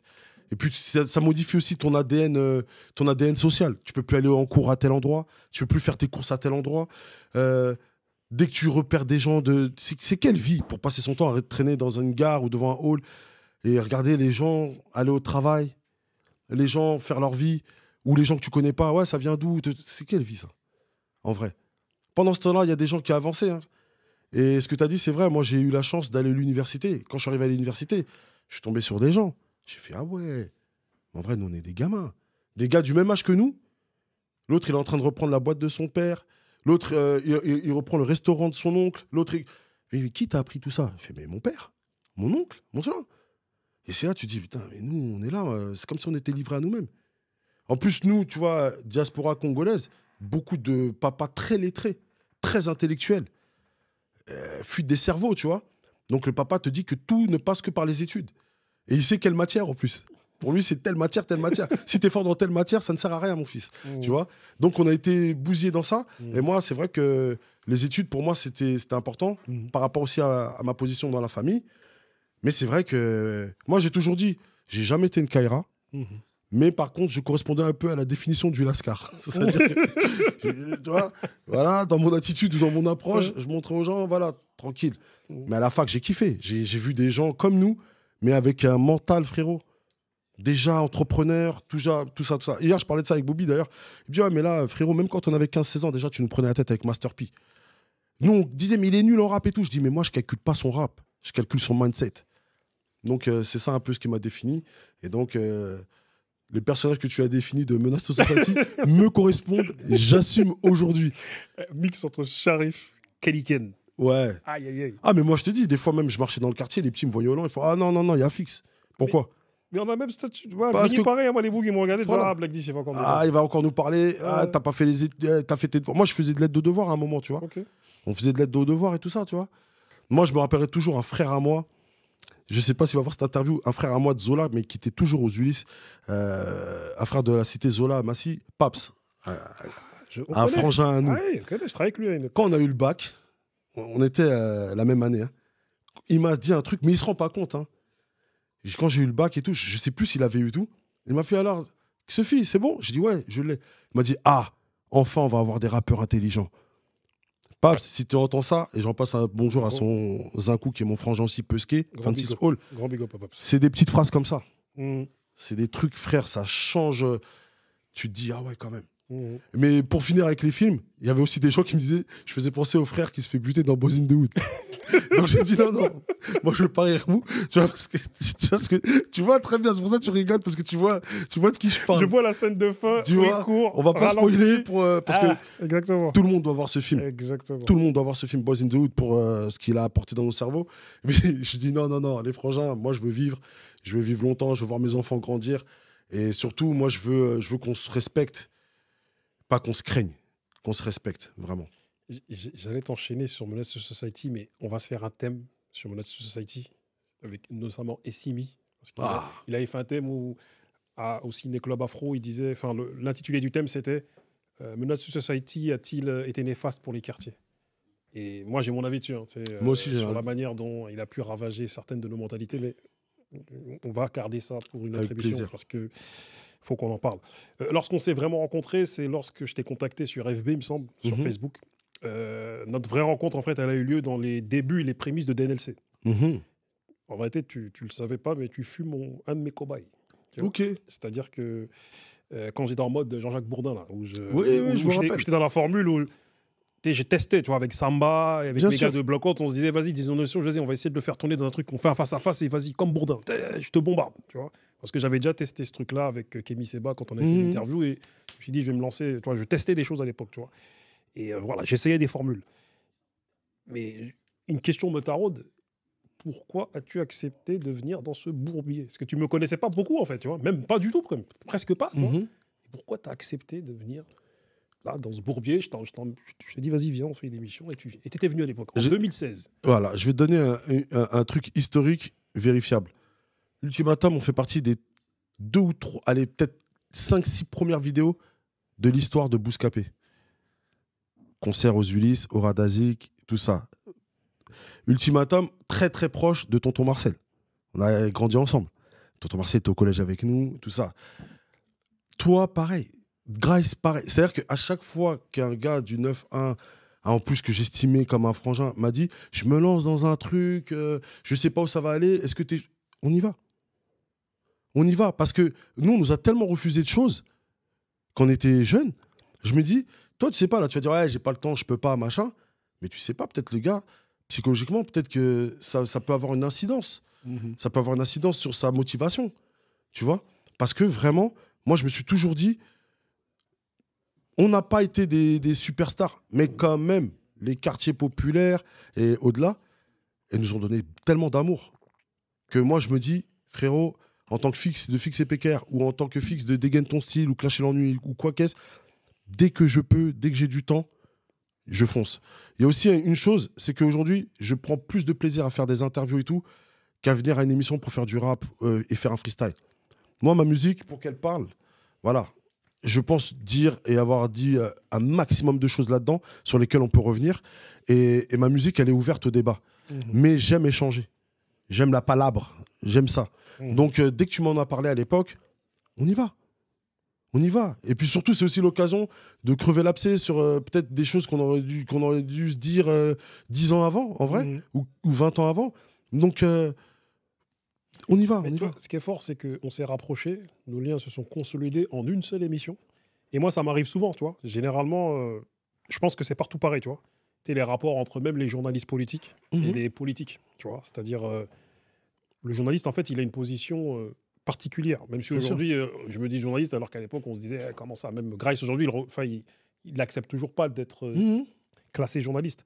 Parce qu'en vérité, en latin, média, c'est milieu, intermédiaire. Tu vois ce que je veux dire? Donc, en vérité, c'est pas anodin que des mecs de notre profil, parce que avec Grice et d'autres, on a été précurseurs de ce truc où Bien sûr. des mecs qui ont aujourd'hui la quarantaine sont dans des médias et mettre en lumière nos discussions de quartier. Tu vois, nos Bien sûr. discussions de... Parce que la plupart des mecs de notre âge, tu le vois quand on va dans des événements, on ne voit pas de gens de notre âge. Hein. Parce que les gens de notre âge, ils taffent, ils sont dans leur truc, ils ne sont pas dans nos milieux. C'est-à-dire, ils sont en tout cas dans nos... Et il y a beaucoup plus de mecs de la trentaine et de la vingtaine et plus jeunes que de mecs de 40 ans. Moi, rien qu'hier, il y a des jeunes qui m'ont invité, 26 ans, ils m'envoient un mail. Ouais, on regarde tout ce que vous faites, tout ça. Ce serait bien que tu passes à l'une de nos soirées, on va présenter des artistes. J'avais mal aux pieds, hein, mais j'ai dit, vas-y, j'y vais. Parce que, justement, j'ai pensé à ce que tu as dit. L'incidence que ça peut avoir. Et c'est sur la psychologie de la personne. Et en même temps, bah, les frères, ils nous sollicitent. Nous, on vient de nos chambres, en vérité. Comme tu as dit, du superposé, frère. C'est-à-dire qu'à un moment donné, parce que soi-disant, il y a un certain écho, ah, vas-y, on calcule plus le peuple. Ah, vas-y, moi, je vais que là où ça sent... Enfin, entre guillemets, là où ça sent bon, ou je ne sais quoi, tu vois. Et moi, je suis comme toi. Et des teams contact, et j'y vais. Ils sont même étonnés, ils me disent, comment ça, mec? Je dis, mais gars, moi, c'est pas un mec comme moi, c'est je suis comme vous. On est tous pareils. Bien on sûr. fait partie du peuple. Et je vais te faire une petite confidence. Parce que, voilà, dont je t'ai jamais fait part. Ce jour-là, moi, je fus touché par les mots de quelqu'un qui t'accompagnait. Je la voyais te parler dans l'oreille, te conseiller, tel un coach dans le coin. Voilà, tel un coach conseillant son boxeur. Et par la suite, tu m'as dit ce qu'elle pensait de DNLC. Et ça m'a touché. Est-ce que tu t'en souviens? Non, j'avoue, je me rappelle pas. Je t'avoue que je me rappelle plus de ça. Eh bien, cette personne, c'est ta femme. Ah, Parce qu'elle était dans ce jour-là. truc de fou. Et du coup, tu as vu. Putain, un truc de fou. Et toi, tu me l'as dit après. Parce que moi, je la voyais te parler dans l'oreille. Je me suis dit, bon, qu'est-ce qui se passe? Parce que moi, je sais que nos femmes, bien sûr, truc de toi, fou. elles sont bienveillantes, elles sont Bien tac. sûr. Et je me disais, soit elle est en mode, vas-y, tu fais quoi ici? Soit elle est en mode, mais quand, à la fin de notre entretien, je l'ai vue me saluer, me dire, franchement, tu sais, je sais pas, elle m'a dit un truc, tu vois, je sais plus ce qu'elle m'a dit, Putain, mais ça me touche ce que tu dis. ça sentait qu'elle validait, tu vois. Et du coup, en fait, ça te touche, mais moi-même, je le dis, comment dire, de manière rétroactive, je sais pas si ça se dit, en tout cas, j'étais touché, mais je te l'ai jamais dit. En fait, la validation de ta femme m'a touché, parce qu'en fait, elle a décelé, capté la démarche, même quelque peu maladroite, de ses débuts de DNLC.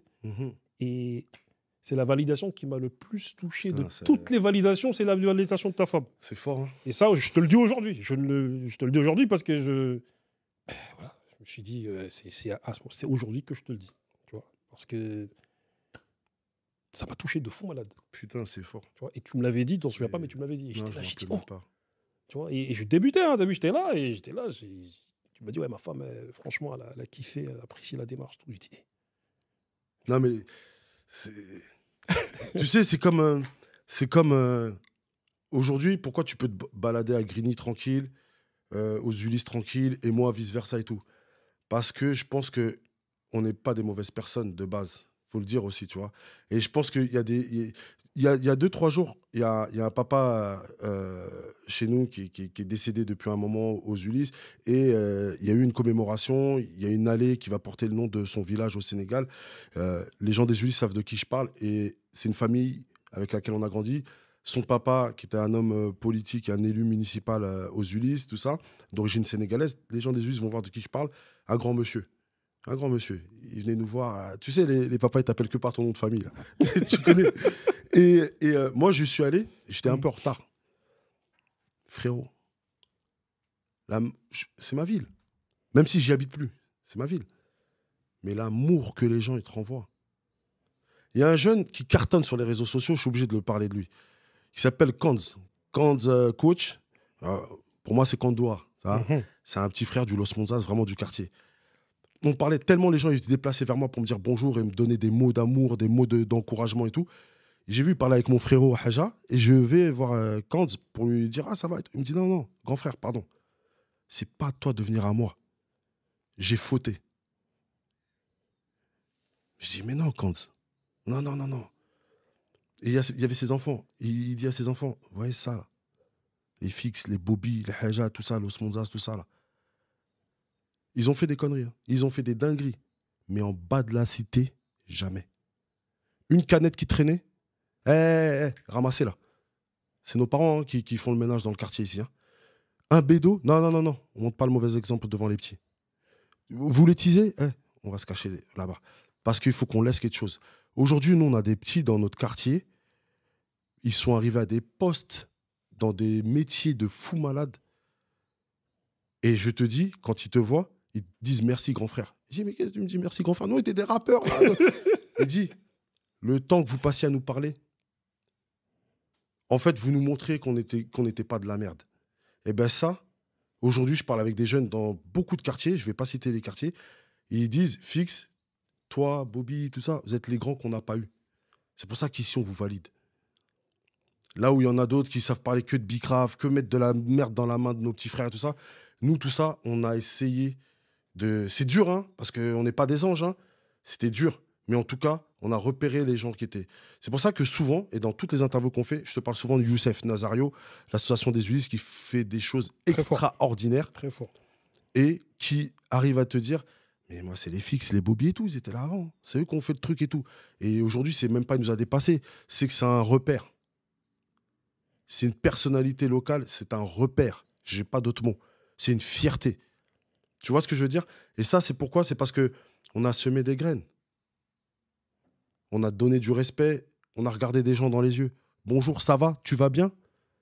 Papa, ça va? Maman, ça va? J'ai appris pour ton frère. Envoie-moi l'adresse. Je vais l'envoyer un mot. Il y a des mecs, des fois, ils ont fait 7-8 ans de placard. Je les ai eu 1 ou 2 fois au téléphone. J'ai envoyé un courrier. Quand ils sortent, ils font fixe. La vérité, t'as vu ton coup de fil là? Il m'a donné de la force. Et moi, des fois, je suis mal à l'aise quand je croise la personne. Je dis, putain, il a fait 8 ans, je l'ai écrit qu'une fois, frérot. En même temps, c'est pas ma génération, mais tu vois. Mais les mecs, ils disent, hey, t'as vu ton coup de fil? Pardon. Ton coup de fil, ton appel, ton truc, ça m'a donné de la force. Parce que nous, on s'est fixe. Toi, t'as jamais été dans ces bails-là. Et donc, quand tu nous parlais, nous, on se disait, mais on peut pas l'écouter. Il fait pas de l'argent dans la street, machin, machin. Mais vous aviez une stature dans la rue qui faisait que, ah, mais c'est pas non plus, c'est pas des rigolos, quoi. Mais l'amour. Et juste pour terminer, moi, l'influence que des mecs comme Tupac Shakur, ils ont eu dans ma vie, quand on dit, ouais, mais c'est qu'une chanson, ouais, mais c'est qu'un album, non. Non. Par rapport à ce que je vivais dans ma famille et tout, parce que Tupac Shakur, c'est ces gars-là hein, qui ont fait que j'étais bon en anglais. Hein. Tupac, Nas, Scarface, tous ces gens-là, il faut leur rendre hommage. Et en français, MC Solar. Le mec, il vient avec des mots du dictionnaire que je ne connaissais pas. Akhenaton. Tu vois ce que je veux dire? Et donc, pour moi, en fait, ce que j'essaie de te dire, Frangin, mais ça, tu le sais, là, on s'adresse vraiment aux auditeurs, c'est ne sous-estimez pas l'impact que vous pouvez avoir sur vos prochains, sur vos voisins. Ne sous-estimez pas ça. T'as vu, il y a des... Moi, là, dernièrement, j'ai réglé une histoire avec un mec du 9-1. On a réglé ça il y a 1 mois et demi. Il m'a dit, frérot, il y a 14 ans, tu m'as dit ça, on a les trucs, machin, machin, machin, machin, machin. Je t'en ai voulu. Mais frérot, pourquoi t'es pas venu me voir? Non, parce qu'à l'époque, vous étiez mystique, machin, machin. Je dis, mais non, viens. On parle et tout. Et donc, je lui ai donné ma version des trucs.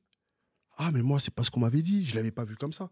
J'ai dit, donc, toi, pendant 14 ans, t'as gardé une rancune sur WAM, alors que, frérot, t'avais juste à venir me voir.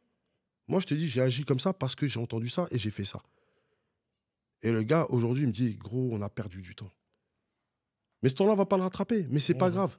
Parce que je sais que si tu aurais voulu me faire une dinguerie en 14 ans, tu aurais pu me la faire, tu me l'as pas faite. Pourquoi tu me l'as pas faite? Il m'a dit, parce que tu as vu, je voyais tes actions à gauche, à droite.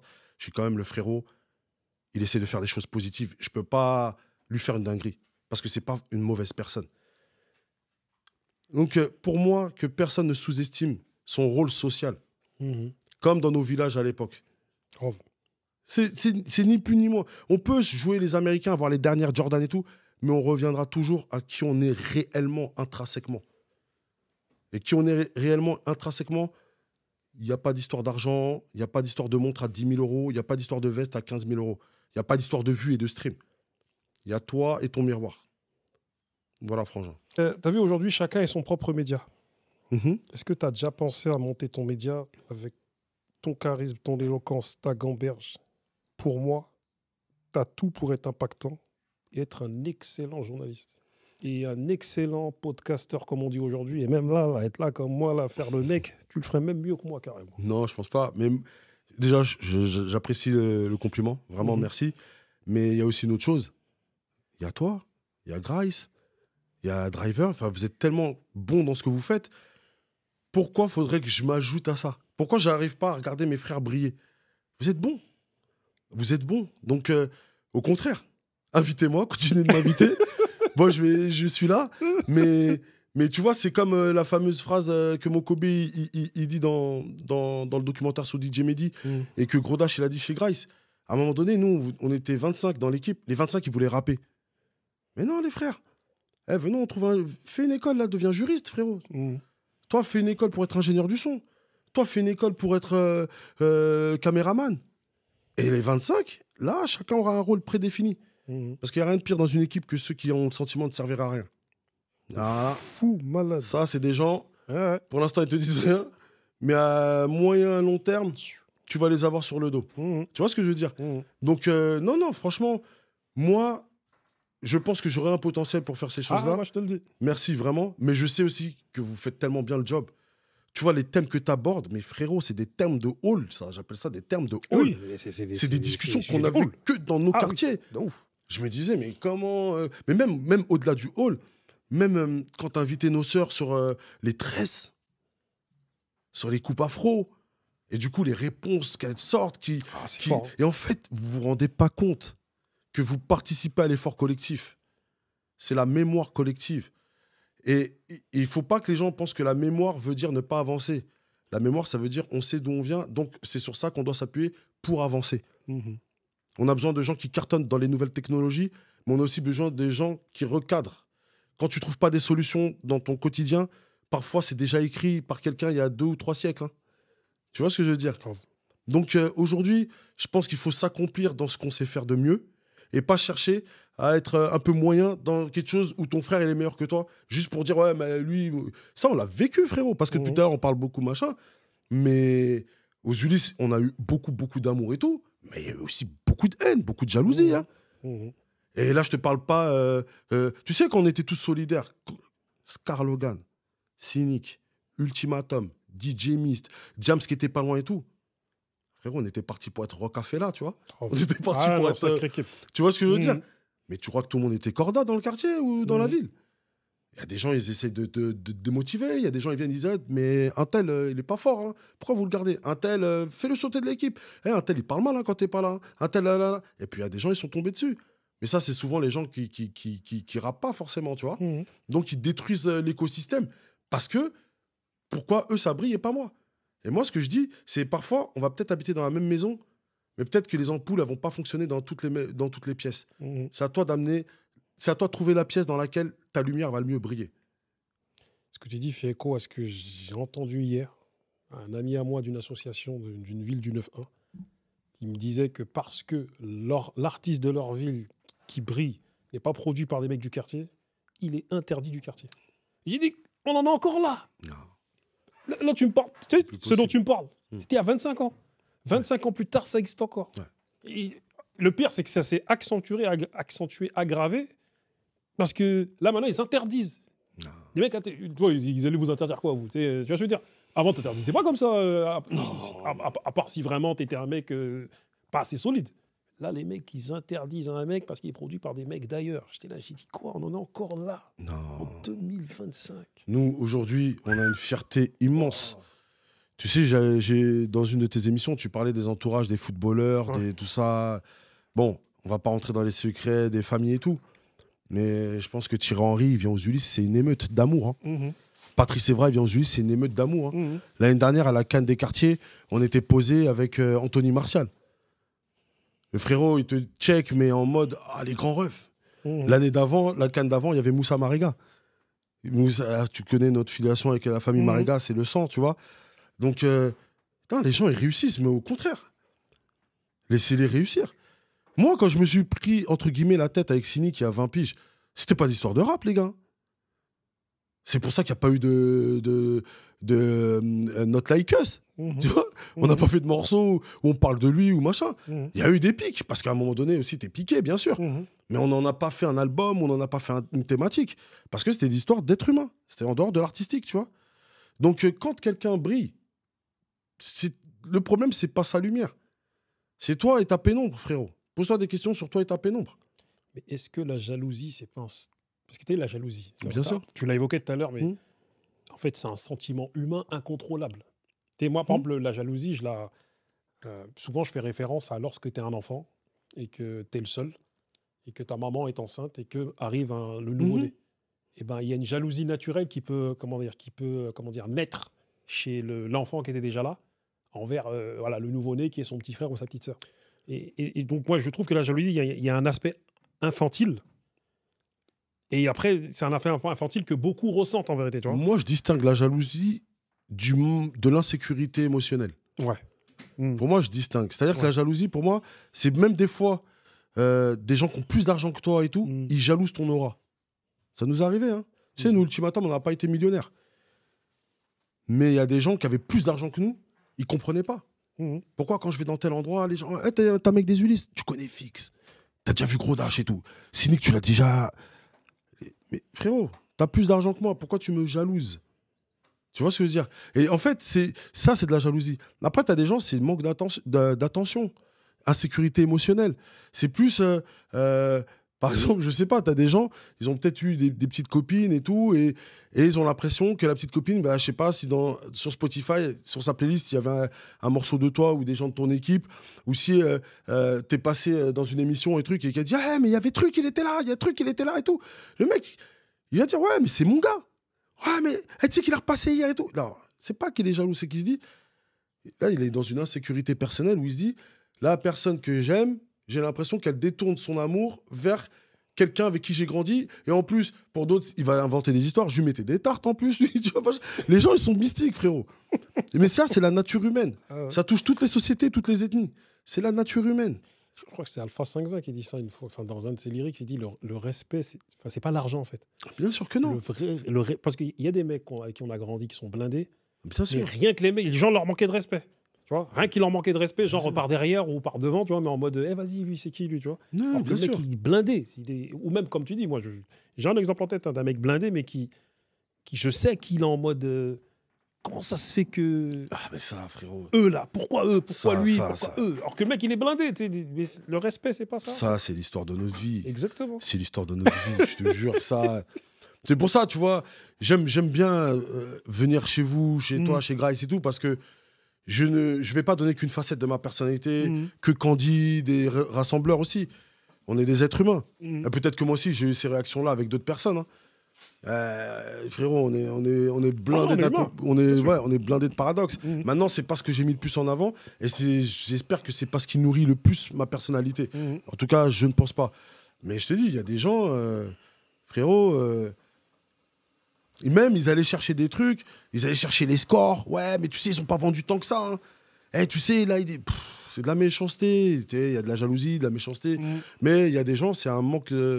c'est des insécurités personnelles, émotionnelles. Et voilà. Et leur problème, c'est pas que... Le problème, c'est quand... Ton problème, c'est pas que tu brilles pas, mais que l'autre, il brille. C'est problématique, frérot. En fait, là, tu es en train de faire un constat. C'est un même constat que j'ai, moi, depuis quelques temps, à nos âges, 45 ans.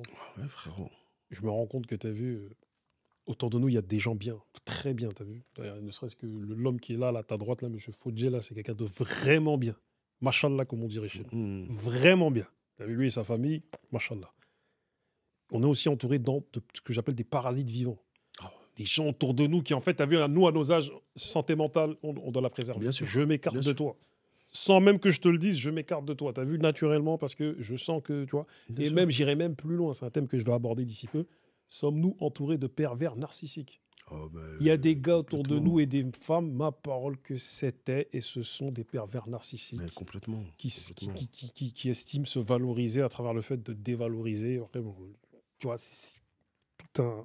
On en discutera. On va parler d'un grand homme. Ma rencontre avec ce grand homme, c'est que je le voyais lorsque je baroudais dans le 9-1, notamment vers les Ulysses. Je voyais un grand homme marcher comme ça, tu vois. Et carrément, je vais l'appeler grand corps pas malade. Grâce à Dieu. Grâce à Dieu. Pour le coup, bien en forme, machallah.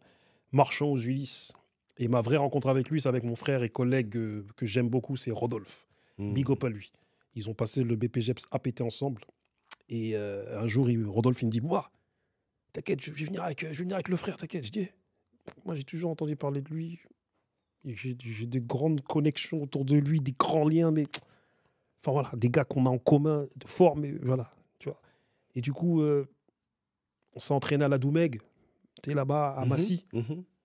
D'ailleurs, il y avait Sudeyi aussi, avec qui on s'entraînait. Il y en avait d'autres. Et on s'est rapprochés jusqu'à ce que même j'aille à Ulysse Top Team pour faire des vidéos là-bas avec monsieur Guados, grand big up à lui. Comme tu l'as évoqué aussi, lorsqu'il y avait des conflits entre Massy et les Ulysses, bah vas-y, il m'appelait, il me disait, vas-y, moi j'essayais de relayer, parce qu'en réalité, je ne suis pas un mec de Massy, mais bon, j'essaie de faire ce que je peux faire. Et cet homme, c'est ton frère, Bobby, qui est une crème. Et souvent, Dieu a fait en sorte que ceux qu'il a dotés d'un physique hors du commun soient foncièrement gentils et conscients. Et des nounours même, j'appellerais ça, tu vois. Tu vois, même toi-même, hein, c'est pareil, hein, t'as monté, nounours, tu vois, t'es gentil.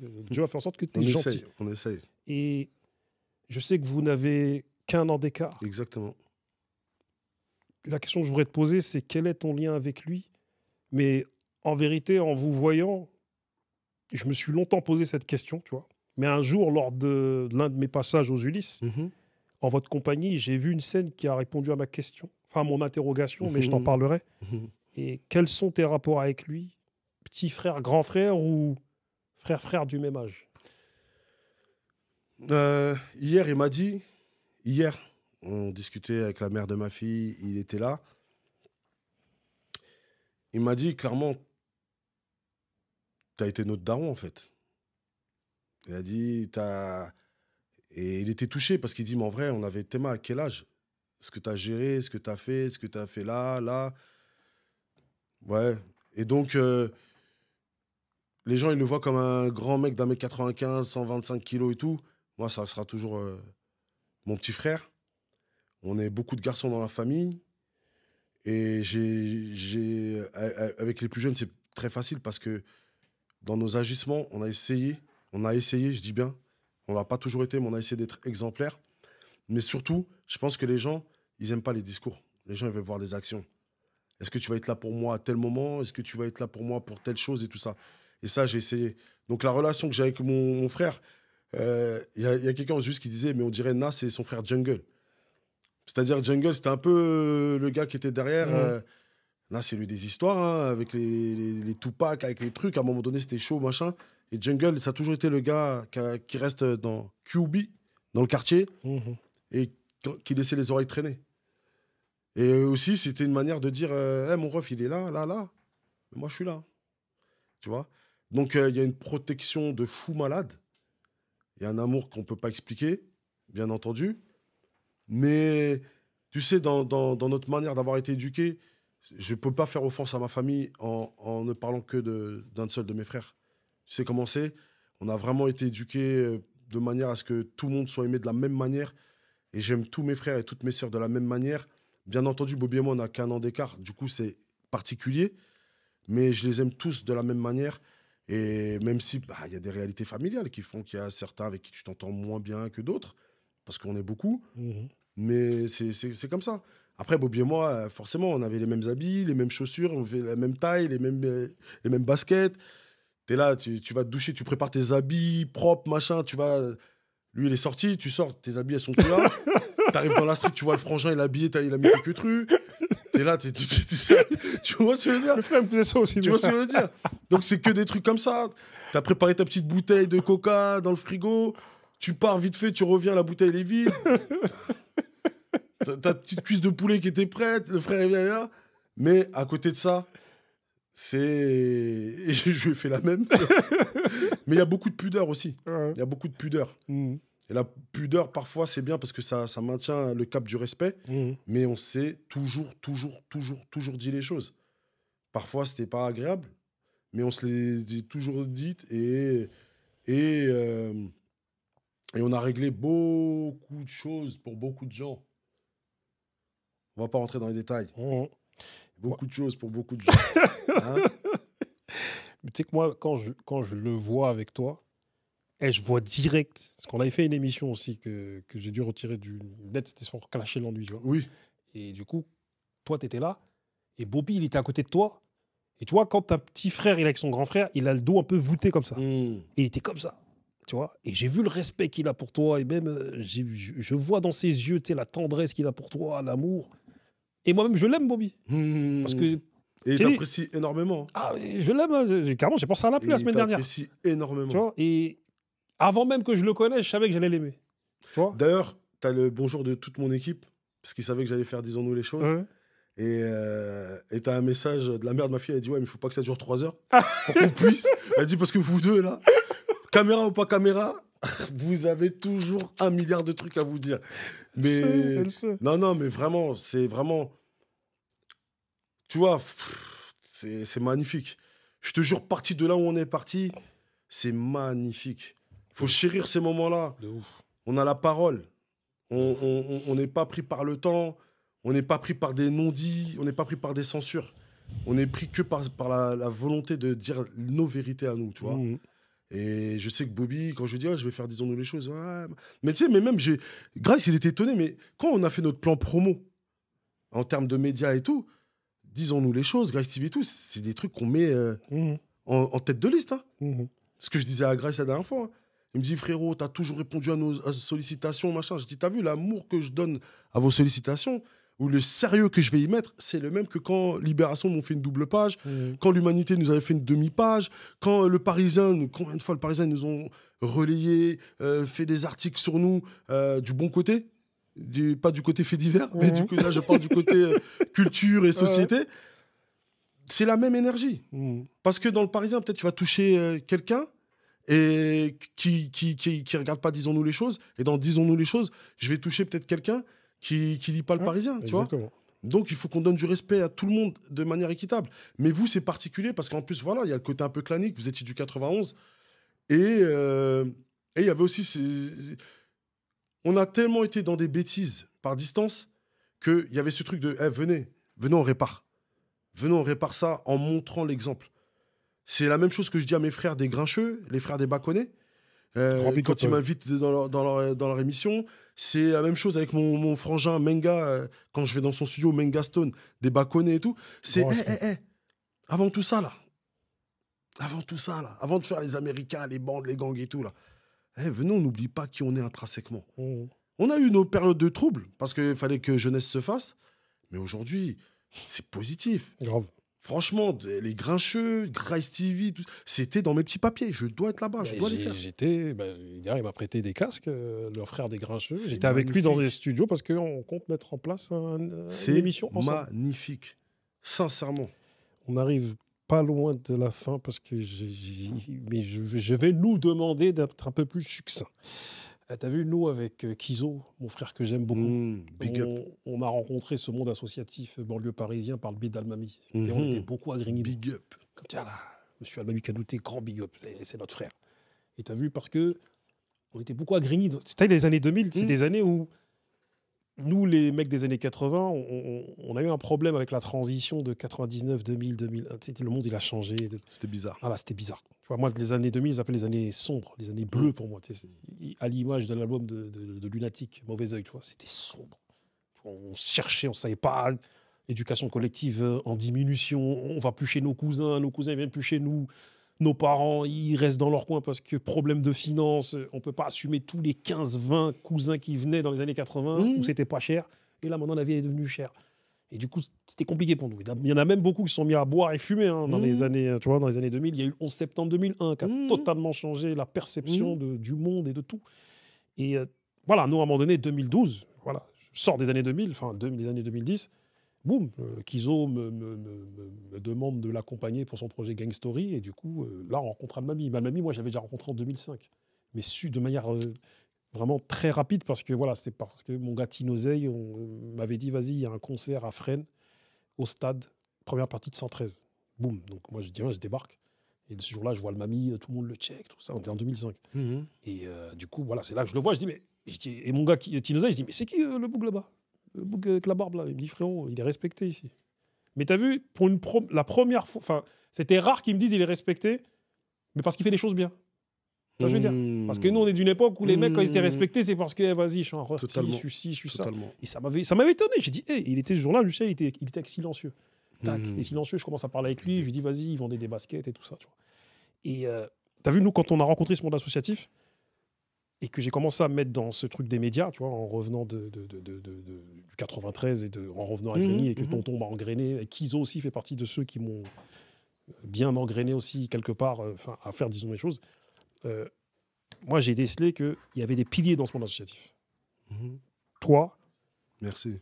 Epsilon, Abdé, Dexter, en tout cas parmi les hommes, tu vois, et Almami, Sadia. Big up. Te perçois-tu comme nous te percevons? Tu vois, la perception. Je vois ce que tu veux dire. Te perçois-tu comme nous on te perçoit? En tant que pilier, à un moment donné, de ce monde associatif, charisme, revendication, intégrité, que ce soit, comment dire, de manière professionnelle ou personnelle, tu sais que tu peux compter sur ces mecs-là parce qu'il y a un vrai cœur. Est-ce que tu te perçois comme on nous perçoit? En vrai, c'est pas à moi de répondre à ça, mais de ce que j'ai beaucoup entendu, des messages que je reçois, notamment Bah, depuis Fixer PKR, Ultimatum, machin, de nos actions militantes et tout. Moi, j'essaie de faire ce que j'estime être juste et normal. Je répète toujours à nos jeunes, ni idolâtrer personne, parce que tout le monde a ses erreurs, tout le monde a ses moments de faiblesse, tout le monde déconne et tout. Par contre, c'est sûr que je suis touché. Je suis touché de la manière comment je suis reçu, souvent, dans certains endroits, ou des fois, quand on me reconnaît dans la rue. Mais vraiment, des fois, c'est le livreur dans Paris, il est là avec ses colis. Enfin, une fois, j'ai fait me faire écraser, frérot, l'année dernière, par un frère, un frérot, un rebeu, il était dans sa voiture. Clac. Moi, je me tourne, je fais, frérot, et tout. Fix! Non! Fix, c'est PK! Frérot, attends, je me mets sur le côté. J'ai dit, frérot, là, on est dans Paname. Tout. Il s'est mis dans le côté. Le mec m'a dit, est-ce que je peux te checker, te prendre dans... J'ai dit, mais frérot, on est ensemble. C'est le quartier, on est ensemble. On se connaissait pas. C'est un mec de l'autre côté de Paris et tout. Et je me dis, tu vois, ça, c'est des profils de gens qui font peur, en règle générale, aux autres. Mais ces gens-là, quand ils te voient par rapport et qu'ils connaissent nos parcours, dans leurs yeux, tu vois du respect, tu vois de la tendresse, tu vois leur meilleur visage, en fait. Et tu te dis, pourquoi on arrive à sortir ça des gens? Parce qu'on a essayé d'être nous-mêmes. Et surtout, Driver, une fois, et Alpha 520, une autre fois dans un autre podcast, je les big up parce qu'on m'a envoyé les podcasts, parce qu'ils m'ont cité. Ils m'ont cité sur l'intégrité, même dans les grands médias, les quelques fois où j'ai fait des grands médias. Non, Fix, il a toujours été dans son truc tout droit. C'est-à-dire, c'est pas, on est dans le média des gens, on commence à s'inventer une manière de parler, une manière de trahir la lutte. Donc, c'est une fierté de fou malade. Et d'ailleurs, en parlant de ça, juste pour l'anecdote, j'étais avec ma fille, j'allais au JO, on allait au Parc des Princes, et je vois des GPSR, quoi. Tu sais, les mecs qui font la sécu dans le métro. Et il y en a un, il était plus en mode sécu. Il avait son gun, ses gants noirs, tout. Fix, machin. Il a dit à ses collègues, ça c'est nos grands. C'était un jeune de la grande bande. Ouf. Il disait à ses collègues, ça c'est nos grands du 9-1, ça. Ça c'est les bougs. Il dit quoi? Ils étaient gangsta et intelligents. Et il y avait ma fille. Et ma fille a dit, tu connais papa? Je dis non. Il dit, ton papa là? Non, c'est quelqu'un. Et comment ça m'a touché. C'est ouf. Le frère, il devait avoir 30 ans, il était costaud. S'il se reconnaît, vraiment, je lui envoie un big up de ouf. C'était à Montparnasse. Okay. J'étais avec ma fille, on allait prendre le métro et tout. Et le gars, il était... mais vraiment, en gros, s'il avait pu enlever son ensemble et dire attends, je vais remettre le Dickies là. Ça m'a touché, tu vois. Parce que je sais que c'est des profils de gens qui ont des attitudes qui peuvent être... tu vois. Et ça nous arrive. Ça nous arrive. Alors, on n'a pas la notoriété de Jay-Z, on n'a pas la notoriété de Patrick Bruel et tout ça. Et moi, je la cherche pas forcément. Mais les quelques fois où on a ces moments de reconnaissance, ben là, ce que tu me parles de perception, je le vois direct. Et c'est souvent pour des choses différentes. D'autres, c'est parcours dans Fix et PKR. D'autres, ça va être Clash et l'ennui, le film. D'autres, ça va être Dégaine ton style. D'autres, ça va être Kitenge. Donc, je me dis quand même, on a fait pas mal de petites choses qui ont quand même touché les gens quand même. En fait, en vérité, forcé de constater que le travail qu'on a effectué sur 20-25 ans, en fait, il apporte ses fruits maintenant. Exactement. Parce qu'il y a des mecs de 30 ans que je vois. Bon, hier, moi, j'étais à un événement avec des frères qui m'ont contacté par mail. Ils ont 26 ans. Ouais, on regarde ce que vous faites. Ils me citent les interviews, les trucs. Et en fait, il y a toute une génération là qui... en tout cas, nous, en termes de médias, ça fait 10 ans qu'on opère. Et ils avaient 16 ans, ils regardaient. Moi, j'ai des mecs qui sont là, ils me disent, frère, je regarde ça depuis 8 ans, 7 ans. Je dis quoi? Magnifique. T'avais quel âge? Et ils connaissent tout, hein, tous ceux qui sont passés, ils connaissent, ouais, parce que on s'est attelé à être dans une mission de vie. Et comme moi, je le dis à certains, je leur dis, mais nous, on fait pas ça pour être connus. Nous, on fait ça pour que nos messages soient connus et que les gars qui balancent des messages qu'ils aient des vrais messages. Même si à des moments donnés, il y a eu des invités un peu sulfureux, moi, j'ai toujours essayé de les contrer, tu vois. Mais voilà, c'était jouer aussi sur une espèce de... Voilà, être sur un numéro d'équilibriste. Oui. Mais je me suis risqué. Voilà, c'était un risque, mais voilà, c'est comme ça. En vrai, comme dirait mon gars Barberiche, l'homme au béret, de notre première vraie rencontre en 2016 jusqu'au Covid en 2020, toi et moi, on a eu un run de 4 ans dans lequel on n'a fait que de se rencontrer par hasard ou par RDV.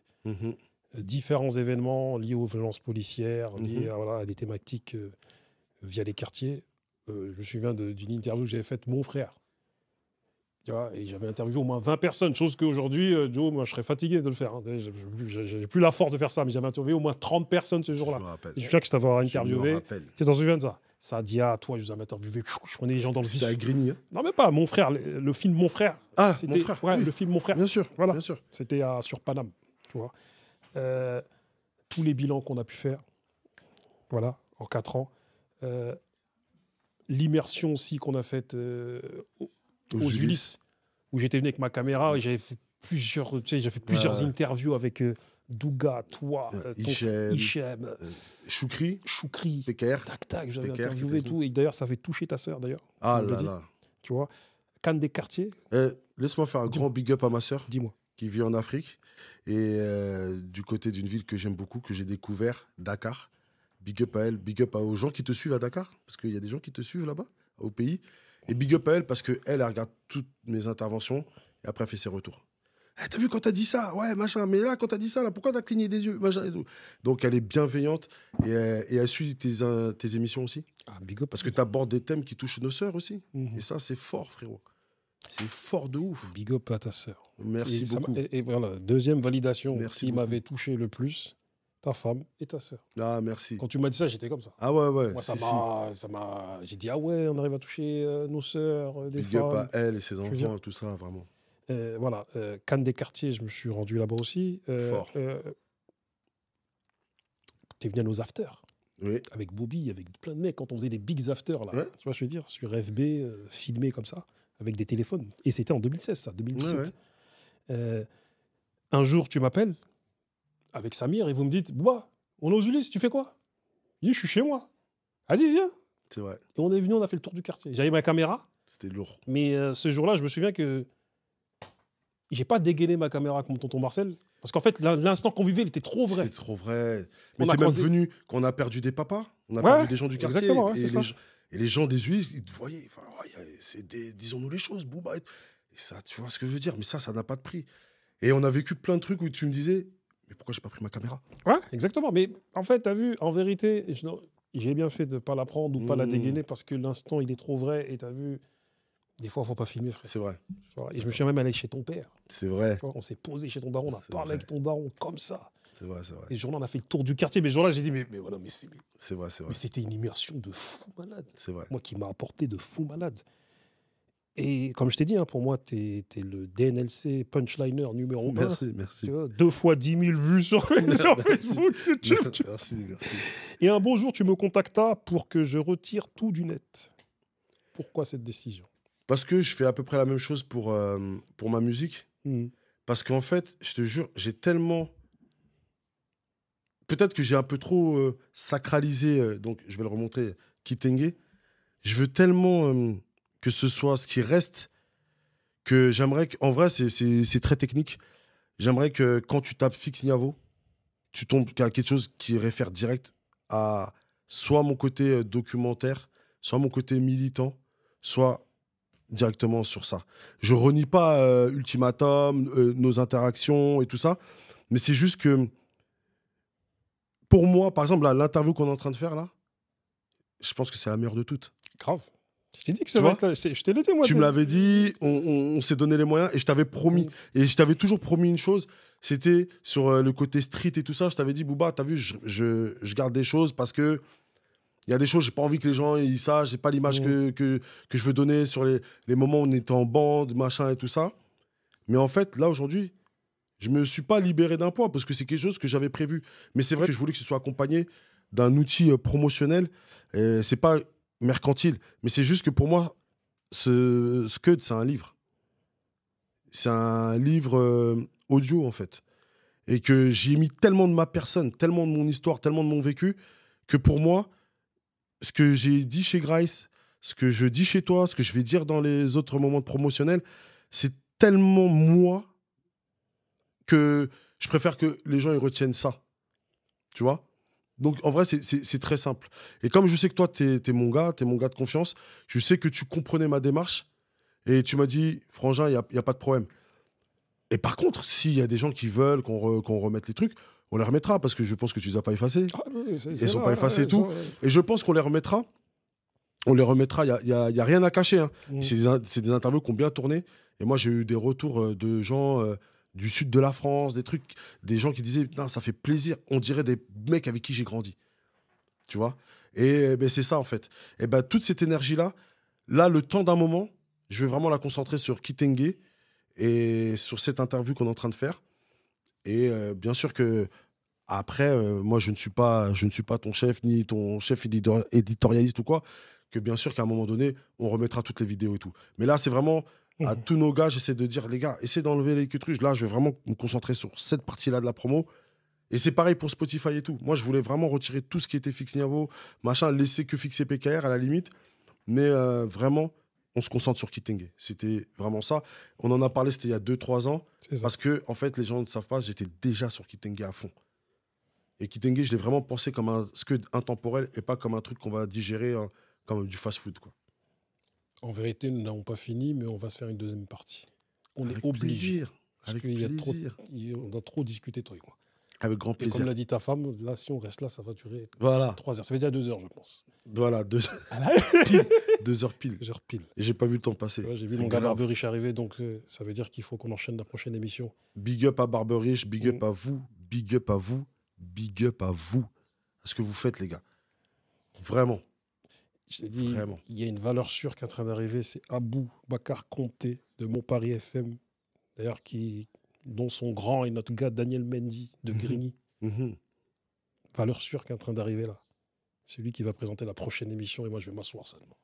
Juste pour terminer, puisque tu parles du futur, il y a un jeune que tu as interviewé dans Disons-nous les choses, aux Ulysses. Avec des lunettes, un jeune rebeu. Oui, comme il s'est fait. Aujourd'hui, il est en train de devenir journaliste. Ouh, bien. Ça déchire.